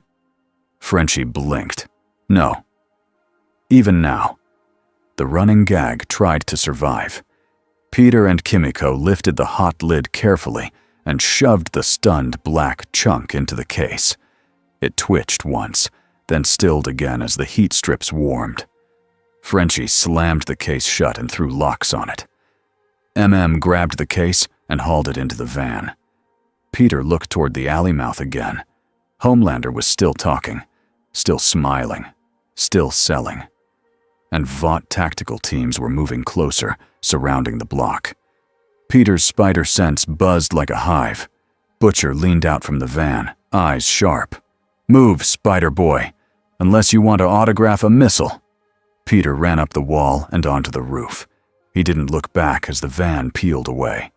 He swung in the opposite direction, drawing eyes, drawing drones, drawing the hunt away from the van carrying the captured symbiote chunk. Homelander's head snapped upward, eyes locking on Peter like a predator. His smile vanished. He launched into the air, following. Peter felt it. Not just fear. Pressure. Like the sky itself belonged to Homelander. Peter's suit pulsed, excited. "Now," it whispered. "Now we fight." Peter swallowed hard. "Not now," he whispered back. He swung faster. Not because he wanted a chase, because he needed the case to get away. Because if even one piece of that thing got loose again, this world would get worse. Peter cut across rooftops, weaving through billboards and water towers. Behind him, heat vision sliced through a billboard that showed Homelander's face. Irony flashed, then burned away. Peter didn't slow. He felt Homelander gaining. Peter's mind worked fast. He didn't need to win. He needed to survive and redirect. He shot a web line across 2 buildings and yanked, snapping a loud metal sign down behind him. The sign crashed between him and Homelander. Homelander blasted through it like it was paper, but it stole half a second. Peter used that half second to dive into a tight space between 2 buildings, where Homelander couldn't easily angle his heat vision without hitting everything around him. Peter swung low, then cut his web and dropped into a dark stairwell. He landed silent. He listened. Homelander hovered outside, furious, scanning. Peter held his breath. His suit tightened, tense, like it wanted to leap out and attack. Peter pressed his back to the wall and forced his heart to slow.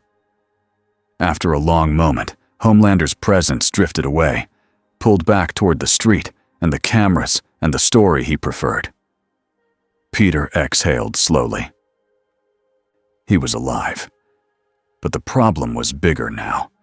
Vought had a symbiote sample, and Peter had just seen what happened when it touched the wrong host. He closed his eyes for 1 second. Then he opened them, and he moved again, because there was no rest in this world. Not for him. Not for the people caught under Vought's shadow, and not for the black voice inside his suit that kept whispering the same promise, again and again. "You can end this faster." Peter didn't answer it, but he could feel how hard it was getting not to. Weeks passed, and the city still didn't know his name. They just knew the shape. A black figure, high above the streets, moving like a fast shadow. Web lines flashing between rooftops. A blur that showed up where the cameras weren't. A rumor that didn't smile for interviews. Peter kept it that way on purpose. At night, he stayed off the big avenues. He avoided bright billboards and crowded plazas. He moved through the places Vought didn't like to show on TV. He stopped muggings. He pulled people out of crashed cars. He yanked a kid away from a stray bullet during a street argument that turned loud and stupid. Sometimes, nobody said thank you. Sometimes, people looked at him like he was a monster anyway. Peter still helped. That was the routine. The other routine was harder. In a basement that smelled like damp concrete, Frenchie worked with wires and speakers and heat lamps. Peter stood still while a tone made his teeth ache and his head throb. The black suit squeezed him like it hated being tested. Peter learned to breathe through it. He learned the difference between pain and panic. He learned how to keep his hands open when the suit wanted claws. Some nights, after the tests, he sat alone on a beam and listened to the city. He tried to picture Aunt May's kitchen. He tried to picture home. He tried not to picture the black mouth on that prototype, the way it wanted bodies like food. The suit always had something to say. They are making more. Peter didn't need the suit to know that. The boys knew too. They shifted safe houses every few days. They used burner phones. They kept the captured symbiote chunk in a metal case lined with heat strips, like it was a wild animal that could bite through steel if they got lazy. Butcher called the case the lunchbox, like it was funny. Huey hated that. One evening, while Frenchie tuned a speaker, Butcher walked in holding a thick folder. He slapped it on the table like a weapon. "Right," Butcher said. "I got your paperwork." Peter stared at the folder. "Please tell me that's a joke." Butcher flipped it open. Inside were printed pages with a fancy Vought logo and a lot of small words. Huey leaned in and read the first line. His face twisted. "Is that a contract offer?" Butcher grinned. "Vaught's legal team left it in a nice little envelope at our drop." Peter's eyes narrowed. "How would they know your drop?" Butcher's grin didn't move. "Because this is Vought, mate," Frenchie whistled softly. "Ooh, they're flirting." Peter picked up the folder with 2 fingers, like it might be sticky. He scanned it fast. "Exclusive partnership," Peter read aloud, flat. "Brand protection, image rights, biological asset custody." He looked up slowly. "They called me a biological asset." Butcher shrugged. "At least they didn't call you a terrorist on page 1. That's growth." Huey's voice rose. "This is insane. They think they can just buy him." Butcher tapped the folder. "They want the suit, and they want his face. They want a story they can control." Peter's jaw tightened. "What's the offer?" Butcher turned to a page and read with fake politeness. "Private lab, security, therapeutic separation assistance, a pathway home, once cooperation is complete." Peter went still at the words pathway home. The suit pulsed under his skin, interested. "Home," it whispered. "They can't give you that." Peter swallowed. "It's a trap." Nodded. "Yeah, it's a trap." Frenchie lifted a finger. "But traps can be used." Butcher's grin widened. "Now you're speaking my language."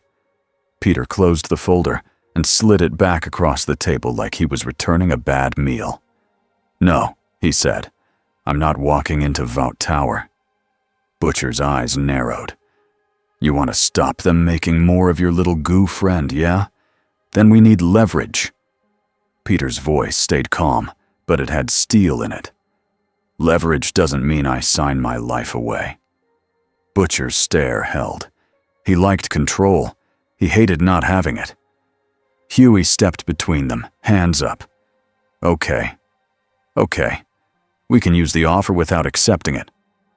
Butcher looked annoyed. "And how do you plan to do that?" Huey took a breath. "We meet somewhere else. We get intel. We make them think we're considering it. And we don't. Sell him." Peter's head turned toward Huey. Huey's voice shook, but he didn't back down. "You're not a thing. You're a person." Peter didn't speak for a moment. Then quietly, "Thanks." Butcher rolled his eyes like he hated the soft moment, but his mind was already moving again. "Fine," Butcher said. "We bait the hook." Annie's part of the routine was different. On camera, she smiled and played her role. She did what the script told her. She said the words about safety, and training and VOD-approved heroes. Off camera, she watched. She listened to what people whispered when the lights were off. She heard the new rumor first. Vought was working on something called a Black Response Unit, a team designed to handle bio-threat soups, a team built for one target. Her stomach turned when she heard the phrase. She arranged a meeting the only way she could. No phones, no texts. A note in a place she knew the masked man would pass if he kept doing what he did. A narrow alley behind a closed clinic. A trash can lid taped with a simple drawing. A spider. Peter found it at midnight. He read the note under a street lamp that flickered like it was tired. Rooftop. 3 a.m. No cameras. Come alone. A Peter stood still for a full 10 seconds, listening with his spider sense. No ambush. No drones. Nothing. The suit pressed against him like it wanted to decide for him. Trust is weakness. Peter exhaled slowly. Not always. At 3 a.m., he was on the rooftop. Annie stood near an air vent, hoodie up, hair tucked, no makeup, no smile, just Annie. She didn't flinch when he landed. That's new, Peter said. Annie's mouth tightened. I've seen enough to know flinching doesn't help. Peter kept his distance. You left a note.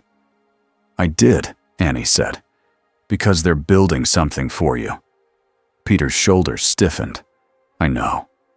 Annie shook her head. No, you don't. Not all of it. She stepped closer, voice low. They're not just trying to capture you. They're trying to copy you. They think the suit is the upgrade they've been missing. Peter's stomach sank. They already made a prototype. Annie's eyes widened. You saw it? Peter nodded once. It tried to jump into a crowd. Annie's face hardened. Then you understand why I'm here. Peter didn't answer right away. He watched her hands. No weapons, no tricks. Why are you helping? He asked, blunt. Annie looked away toward the city. Because I used to tell myself I was helping. And then I realized I was just making their story look nicer. She looked back at him.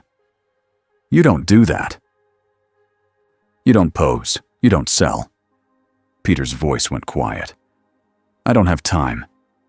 Annie gave a small, humorless laugh. Yeah, me neither. She reached into her pocket and held out a folded paper. Not a Vought contract. Not a script. A schedule. A private event, she said. In 2 days. Vought is going to announce something. They're calling it a public safety breakthrough. Peter took the paper and scanned it. Where? Annie's eyes flicked up. A downtown plaza, big screens, big crowd. They're going to force the story into place. Peter's jaw tightened.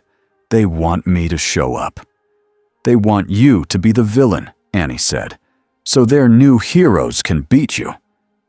Peter's spider sense prickled, just thinking about a crowd, a trap, and Symbiote copies. He looked at Annie. You could get killed for telling me this. Annie shrugged, but her voice wavered. Yeah. Peter stared at her for a moment, then nodded once. Okay, he said. Tell me everything you know. 2 nights later, the city looked like a stage. The plaza was packed. Floodlights washed the buildings. Huge screens showed looping hero clips and bold words. Vought cares. Vought protects. A raised platform held a microphone and a neat line of smiling executives. Cameras hovered on drones. Reporters stood in neat rows. Even the air felt rehearsed. From a rooftop across the plaza, Peter watched through the shadows. Below him, Butcher crouched with a small earpiece and a grim grin. Frenchie and MM were 3 blocks away in a van, watching through hacked cameras. Huey sat with them, pale, fingers tapping his knee too fast. Annie stood at the edge of the stage in a Vought coat, forced smile on, eyes scanning. Peter's suit felt tight. It didn't like crowds. It didn't like being watched. It liked the idea of winning. So many hosts, it whispered. Peter's stomach twisted. No. Butcher's voice crackled in Peter's ear. Right, Spider Boy. Here comes the wanker with the microphone. On stage, an executive stepped up, voice booming with practiced warmth. Today, the executive announced, Vought introduces a new era of protection. The screens behind him flashed a logo. Blackguard Response. Peter's eyes narrowed. The executive smiled wider. A specialized unit designed to stop threats that endanger innocent lives. Behind him, a door opened. 4 figures walked out. They wore black armor that looked too smooth, too organic. It wasn't cloth, it wasn't metal, it moved like muscle. The crowd cheered, confused, but excited. Because cheering was what crowds did. Peter's spider sense screamed. Those suits were alive. Not full bonds like Peter's, but enough. Enough to spread. Annie's smile tightened on stage. Her eyes flicked up toward Peter's rooftop, just once, like a warning. The executive lifted his hands. And to prove our commitment, we will address a recent danger in our city. The screens flashed Peter's blurry face.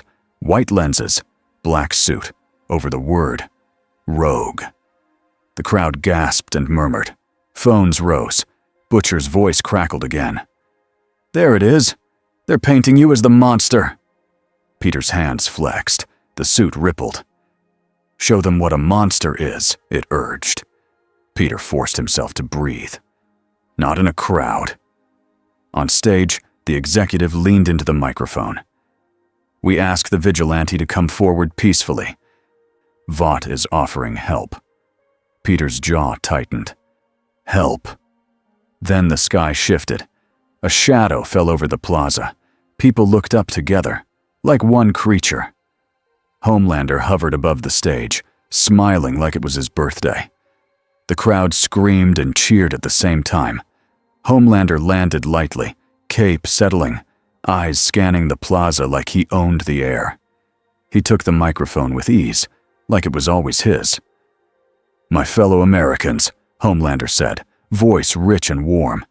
We've all been scared lately. Peter's stomach turned at the lie. Homelander wasn't scared. He was enjoying this. Homelander's gaze lifted slowly. He looked right at Peter's rooftop. His smile sharpened. I know you're watching, Homelander said softly into the mic. Peter went still. His spider sense screamed. Butcher's voice turned urgent. Spider Boy, don't move. He's baiting you. Homelander continued, voice sweet. You can come down now. We can do this nicely. Then his voice dropped, just enough to sound real. Or I start pulling masks off the people you've been hiding with. Peter's chest tightened. Huey's voice crackled, shaky. Peter.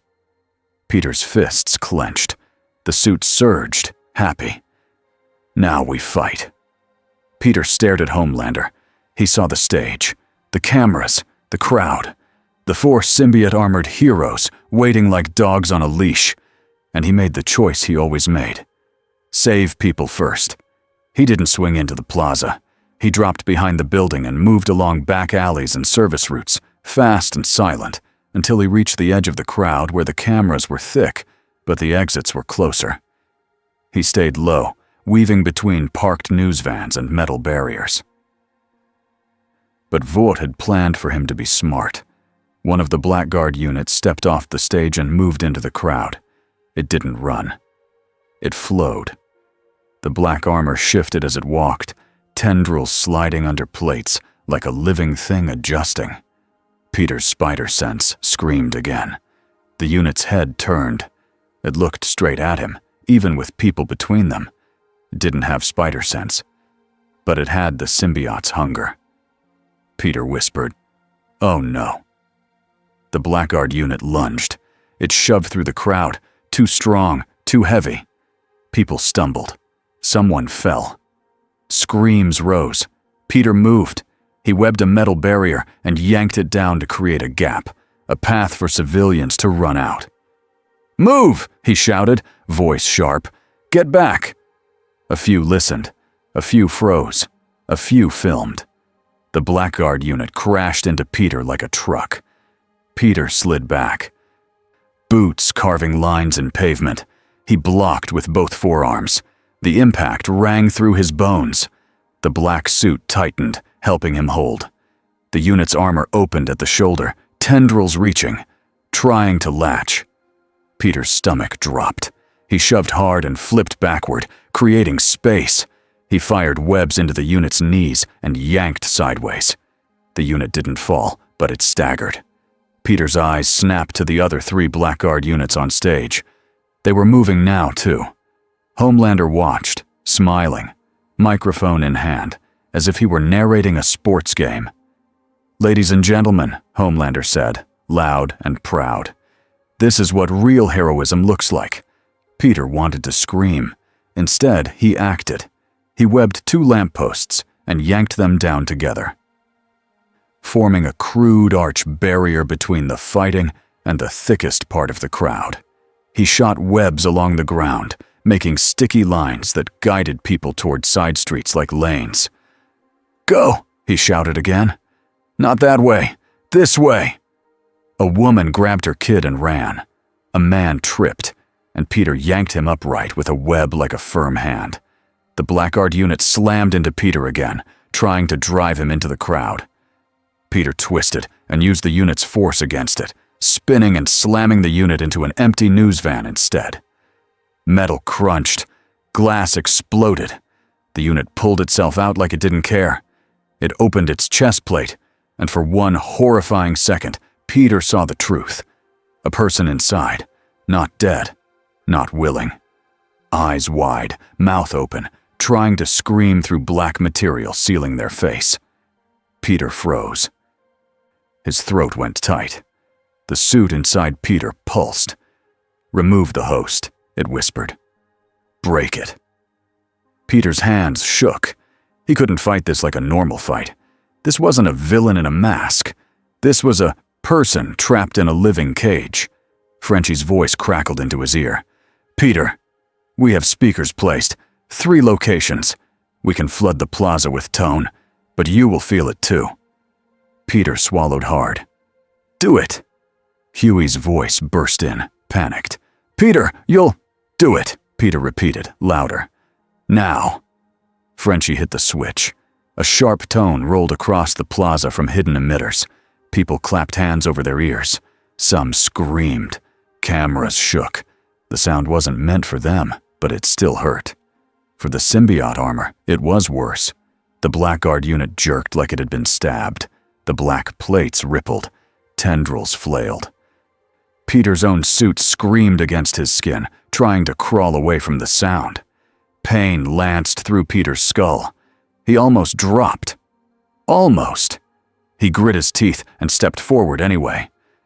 "Okay," he panted. "Okay, we can do this." He grabbed the Blackguard unit by the shoulders and pulled, hard, at the living armor. The armor resisted like glue. Peter yanked again, using the tone's weakness. The armor peeled back in strips, thrashing like a living coat being ripped off. The trapped person inside coughed, gasping air. Peter didn't stop. He pulled until the black armor tore away completely and slapped to the ground, twitching and shrinking under the tone. The person stumbled out, shaking, eyes wet with terror. Peter grabbed them before they fell and shoved them behind the barrier. "Run," he told them, voice rough. "Go now." The person ran, sobbing. Peter turned back. 3 more Blackguard units were entering the fight. Their armor was still holding better than the first. Maybe they were built tougher. Maybe they had different hosts. Maybe Vought had learned. Homelander hovered lower now, eyes narrowed, smile gone. He didn't like the sound. He didn't like the chaos. He didn't like Peter saving people on camera.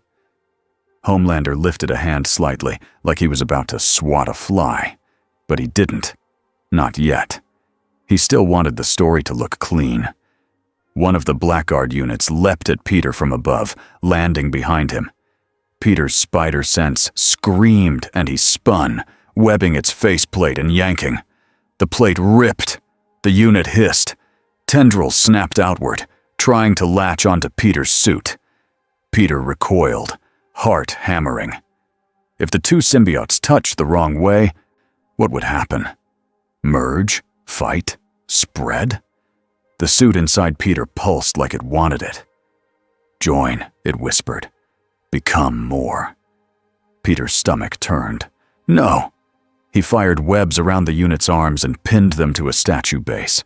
Then he shoved the unit backward into the open space where the tone was strongest. The armor rippled and weakened. Peter moved to peel it off, and a blast of heat cut through the air. Homelander fired heat vision, not at Peter, at one of the hidden speaker boxes. The box exploded. The tone dropped in that corner of the plaza. The blackguard armor in front of Peter stiffened, recovering. Peter's stomach dropped. Homelander was adjusting. He wasn't just angry, he was learning. Peter looked up.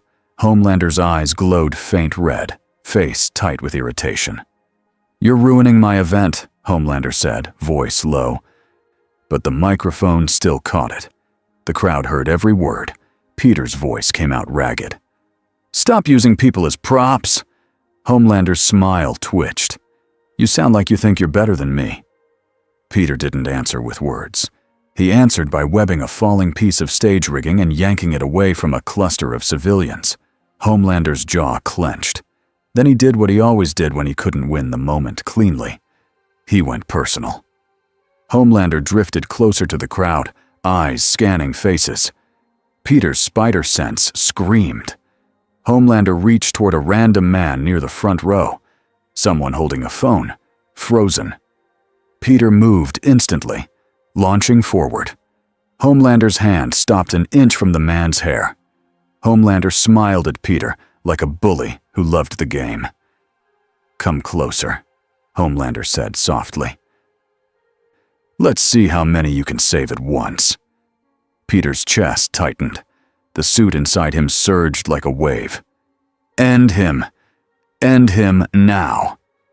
Peter's hands curled. Claws threatened to form. For 1 second, he felt how easy it would be to lash out, to put all that anger into one punch. And then he saw Huey, across the plaza, half hidden behind a van, watching like he couldn't breathe. Peter heard Huey's earlier words in his head, like a rope thrown to him. "You're a person." Peter forced his hands open. He swallowed his rage so hard it burned. He spoke, low and clear, so only Homelander could hear. "You're scared," Peter said. Homelander's smile froze. Peter kept going, voice steady through pain. "You're scared someone doesn't worship you." Homelander's eyes narrowed to slits. "Careful," Homelander whispered. Peter didn't back away. "You hurt people because you can't stand being ignored." Homelander's face twitched, anger flashing through the perfect mask. For a second, it looked like he might forget the cameras, might forget the story, might just kill.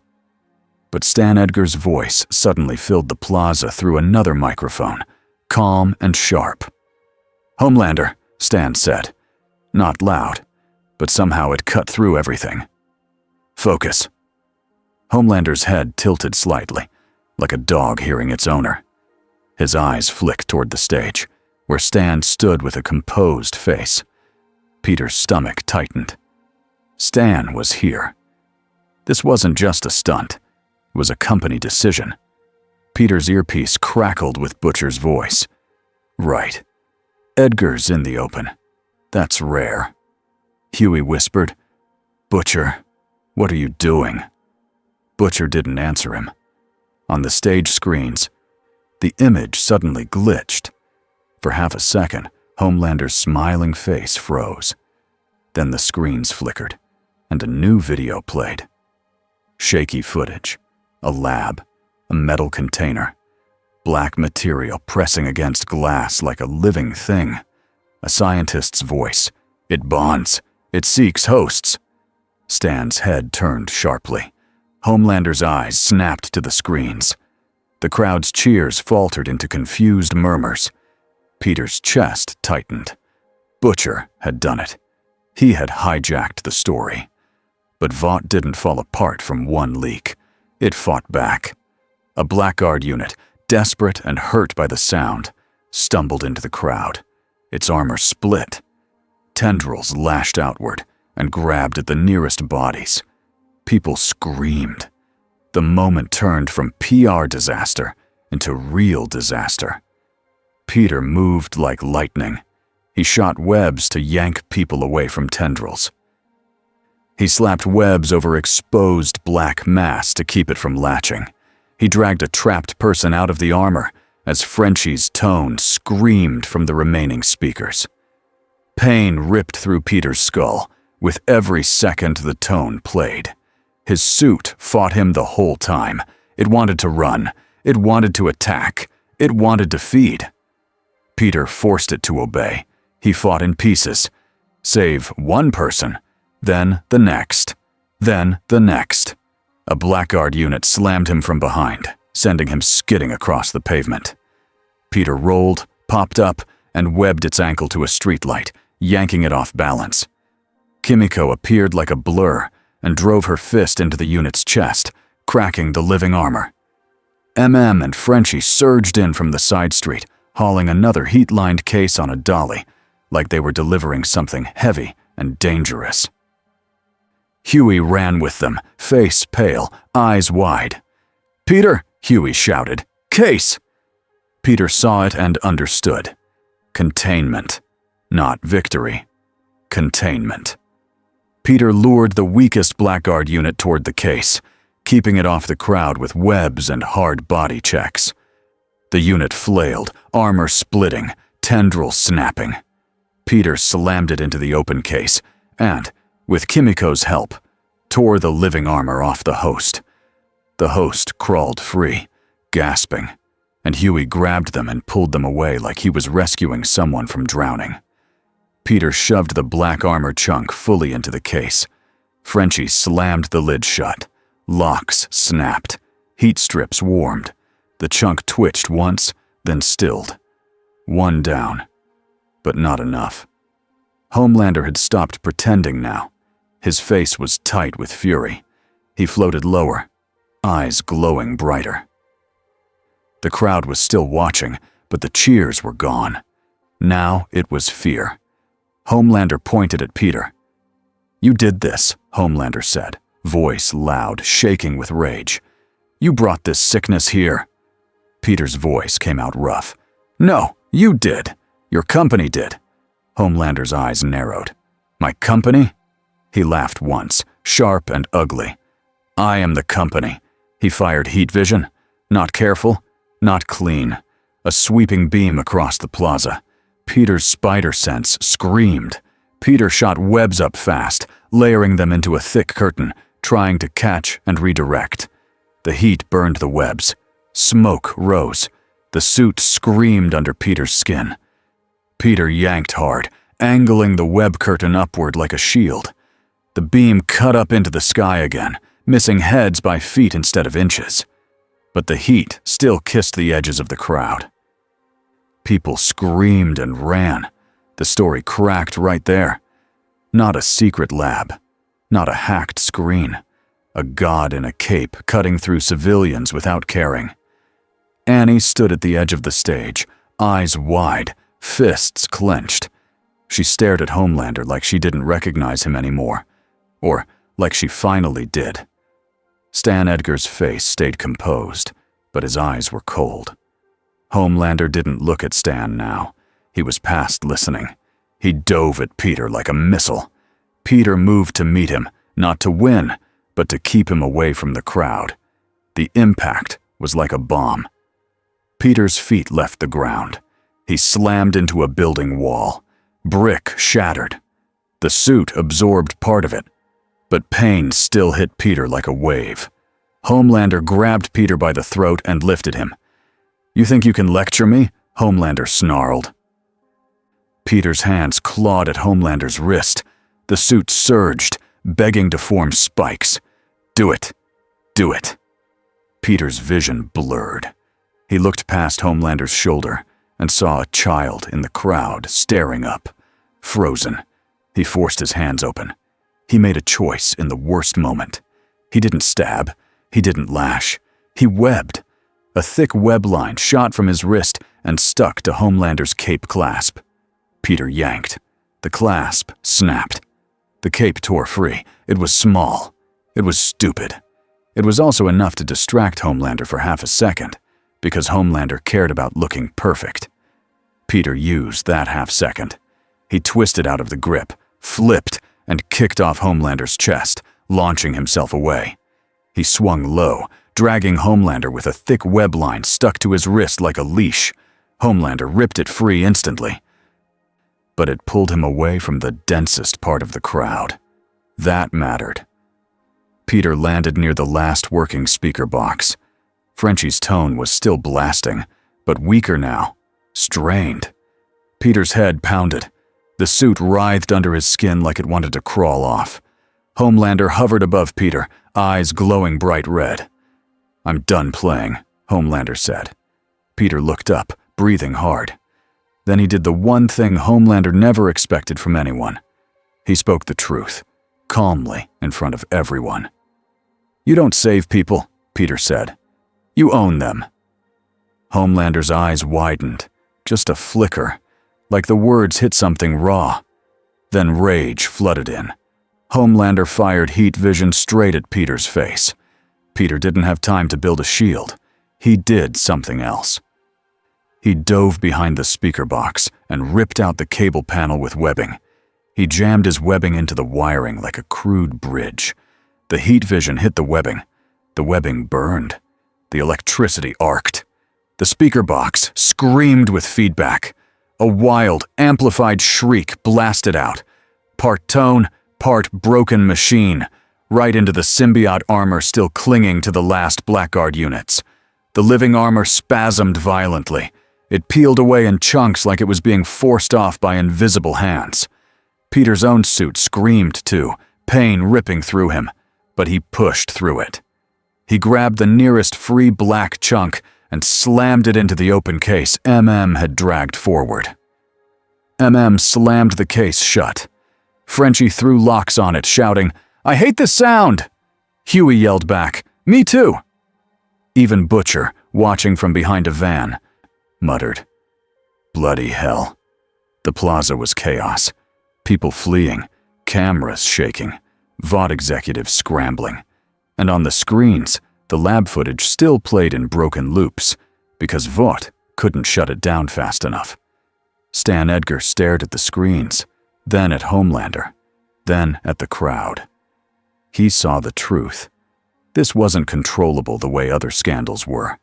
Not with this monster on live display. Stan turned to Ashley, calm as ever. "End the broadcast," Stan said. Ashley's face was wet with panic. "I'm trying." Stan's voice stayed level. "Try harder." Homelander's eyes stayed locked on Peter. He didn't care about Stan. He didn't care about Vought. He cared about being challenged. Peter stood, swaying slightly. The suit was writhing, half mad from pain and hunger. Peter's voice came out low, to himself. "Don't," he whispered. The suit pulsed. "Kill him." Peter swallowed hard. He looked at Homelander. He looked at the crowd. He looked at the cases being hauled into a van. Evidence, danger. The only reason this fight mattered. Peter made his final choice. He didn't try to defeat Homelander. He did what a hero does when winning isn't the point. He ended the immediate threat and got out. He fired webs to collapse a set of metal scaffolding between Homelander and the fleeing crowd, creating a barrier. Homelander blasted through it, but it slowed him for seconds. Seconds were everything. Peter swung upward, drawing Homelander's gaze. Homelander followed, furious, chasing into the air. Peter led him away from the plaza, away from the vans, away from the people. Behind them, the boys moved the cases into the vehicle and vanished into side streets like rats that knew the city better than any god. Homelander kept chasing, but now the crowd wasn't watching the same way. Now they were running. Now they were whispering. Now they had seen something real. Peter swung into a narrow corridor of buildings where Homelander couldn't easily blast without shredding half a block. He dove into a stairwell, then into darkness, then into the hidden routes he had learned over weeks of survival.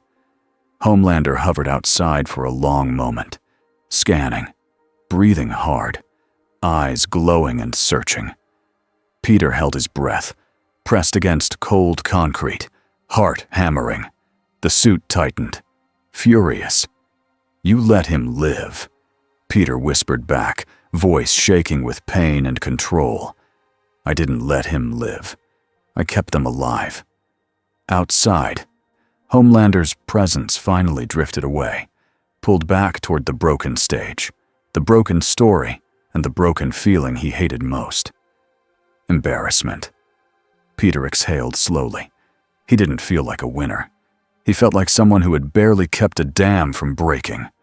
But the dam had held. For now. The next night was quiet in a way that felt unnatural. Peter sat on a rooftop, knees drawn up, staring at the city lights. Far away, sirens wailed, but not close. Not immediate. His head still ached from the sound. His suit felt sore, like a muscle that had been forced to obey. He flexed his fingers slowly. No claws. Good. A soft step came from behind him. Peter didn't turn. He already knew. Annie stood a few feet away, hands in her hoodie pockets. She looked tired in a way makeup could never hide. "You're bleeding," she said. Peter glanced down. A thin line of blood seeped where the suit had loosened at his knuckles. He wiped it on the roof gravel. "It'll stop," he said. Annie sat beside him, leaving space. For a while, neither spoke. The city spoke for them. After a minute, Annie said, "They're saying it was your fault." Peter's mouth tightened. "Of course they are." Annie nodded. "But people saw things they weren't supposed to see." Peter looked at her. Annie's voice stayed low. "They saw the armor peel off those people. They saw the screams. And they saw Homelander's eyes." Peter's jaw tightened. "Will it matter?" Annie hesitated. "Not right away." Peter stared at the city again. "So, nothing changes." Annie shook her head. "No, things change. Just slow and ugly." Peter's suit pulsed under his skin, restless. "They will come again." Peter didn't argue. "Yeah." Annie looked at him, really looked, like she was trying to see a person through the mask. "You could have hurt him," she said quietly. "I saw it. When he grabbed you. You could have gone there." Peter's throat tightened. He didn't deny it. "I wanted to," he admitted. Annie's eyes softened, just a little. "But you didn't." Peter swallowed. "If I do it once, it gets easier the next time." The suit pressed against his ribs like it hated that sentence. Annie's voice was small. "I'm scared of him." Peter nodded. "Me too."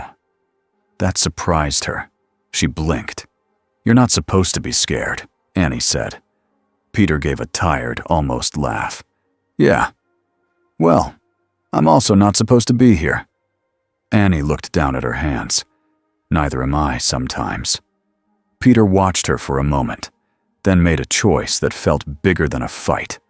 He reached up, slow, and lifted the edge of his mask just enough to show his mouth and chin. Not his full face. Not yet.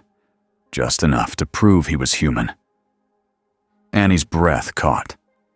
"My name is Peter," he said. Annie swallowed hard. "Annie." Peter nodded, then pulled the mask back down. The suit tightened, irritated. "Names are hooks." Peter ignored it. Behind them, a roof door creaked. Butcher stepped out, cigarette in hand, eyes sharp. He walked over and stopped a few steps away, not sitting. He never sat when he didn't have to. "Well," Butcher said, "you didn't go full monster. That's something." Peter didn't turn. "Is that your way of saying thanks?" Butcher snorted. "Don't push it." He jerked his chin toward the city. Vought's scrambling. Edgar's gonna bury the story. But it leaked, and people saw it. That's a crack. Peter's voice was flat. Cracks don't stop floods. Butcher's grin was thin. No, but cracks are where you start breaking the wall. Peter finally turned his head slightly. What happens now? Butcher's eyes held his. Now, we keep that goo locked up. We find out how many more samples Vought has. We stop him making a bloody army. Peter's suit pulsed at the word army. Peter looked down at the city again. And Homelander? Butcher's eyes went cold. He's gonna be worse. Annie's voice was quiet. He knows he can't control you. Butcher's grin returned, sharp, and that drives him nuts. Peter's chest tightened. He didn't feel proud about that. He felt like a target. Annie stood up. I have to go, before they notice I'm missing. Peter nodded. Be careful. Annie paused, then said, You too. She moved to the door, then stopped and looked back once. You're different, she said. Peter's voice was simple. I'm trying to be. Annie left. Butcher stayed, staring out at the skyline like he could see Vought Tower through brick and fog. You ever think about leaving? Butcher asked suddenly. Peter's eyes narrowed. Home, Butcher shrugged. Wherever. Somewhere else. Somewhere that ain't this. Peter was quiet for a moment. Then he said the truth. I think about it every day, Peter said. And then I hear someone scream. Butcher stared at him, like he hated him a little for that. Or like he respected him for it. Right, Butcher muttered. Bloody hero. He turned to go, then paused. Just remember, Butcher said without looking back. If that suit takes you, I won't hesitate. Peter's voice didn't shake. I know. Butcher left. Peter sat alone again, the suit pressed against his skin. A constant weight and a constant promise.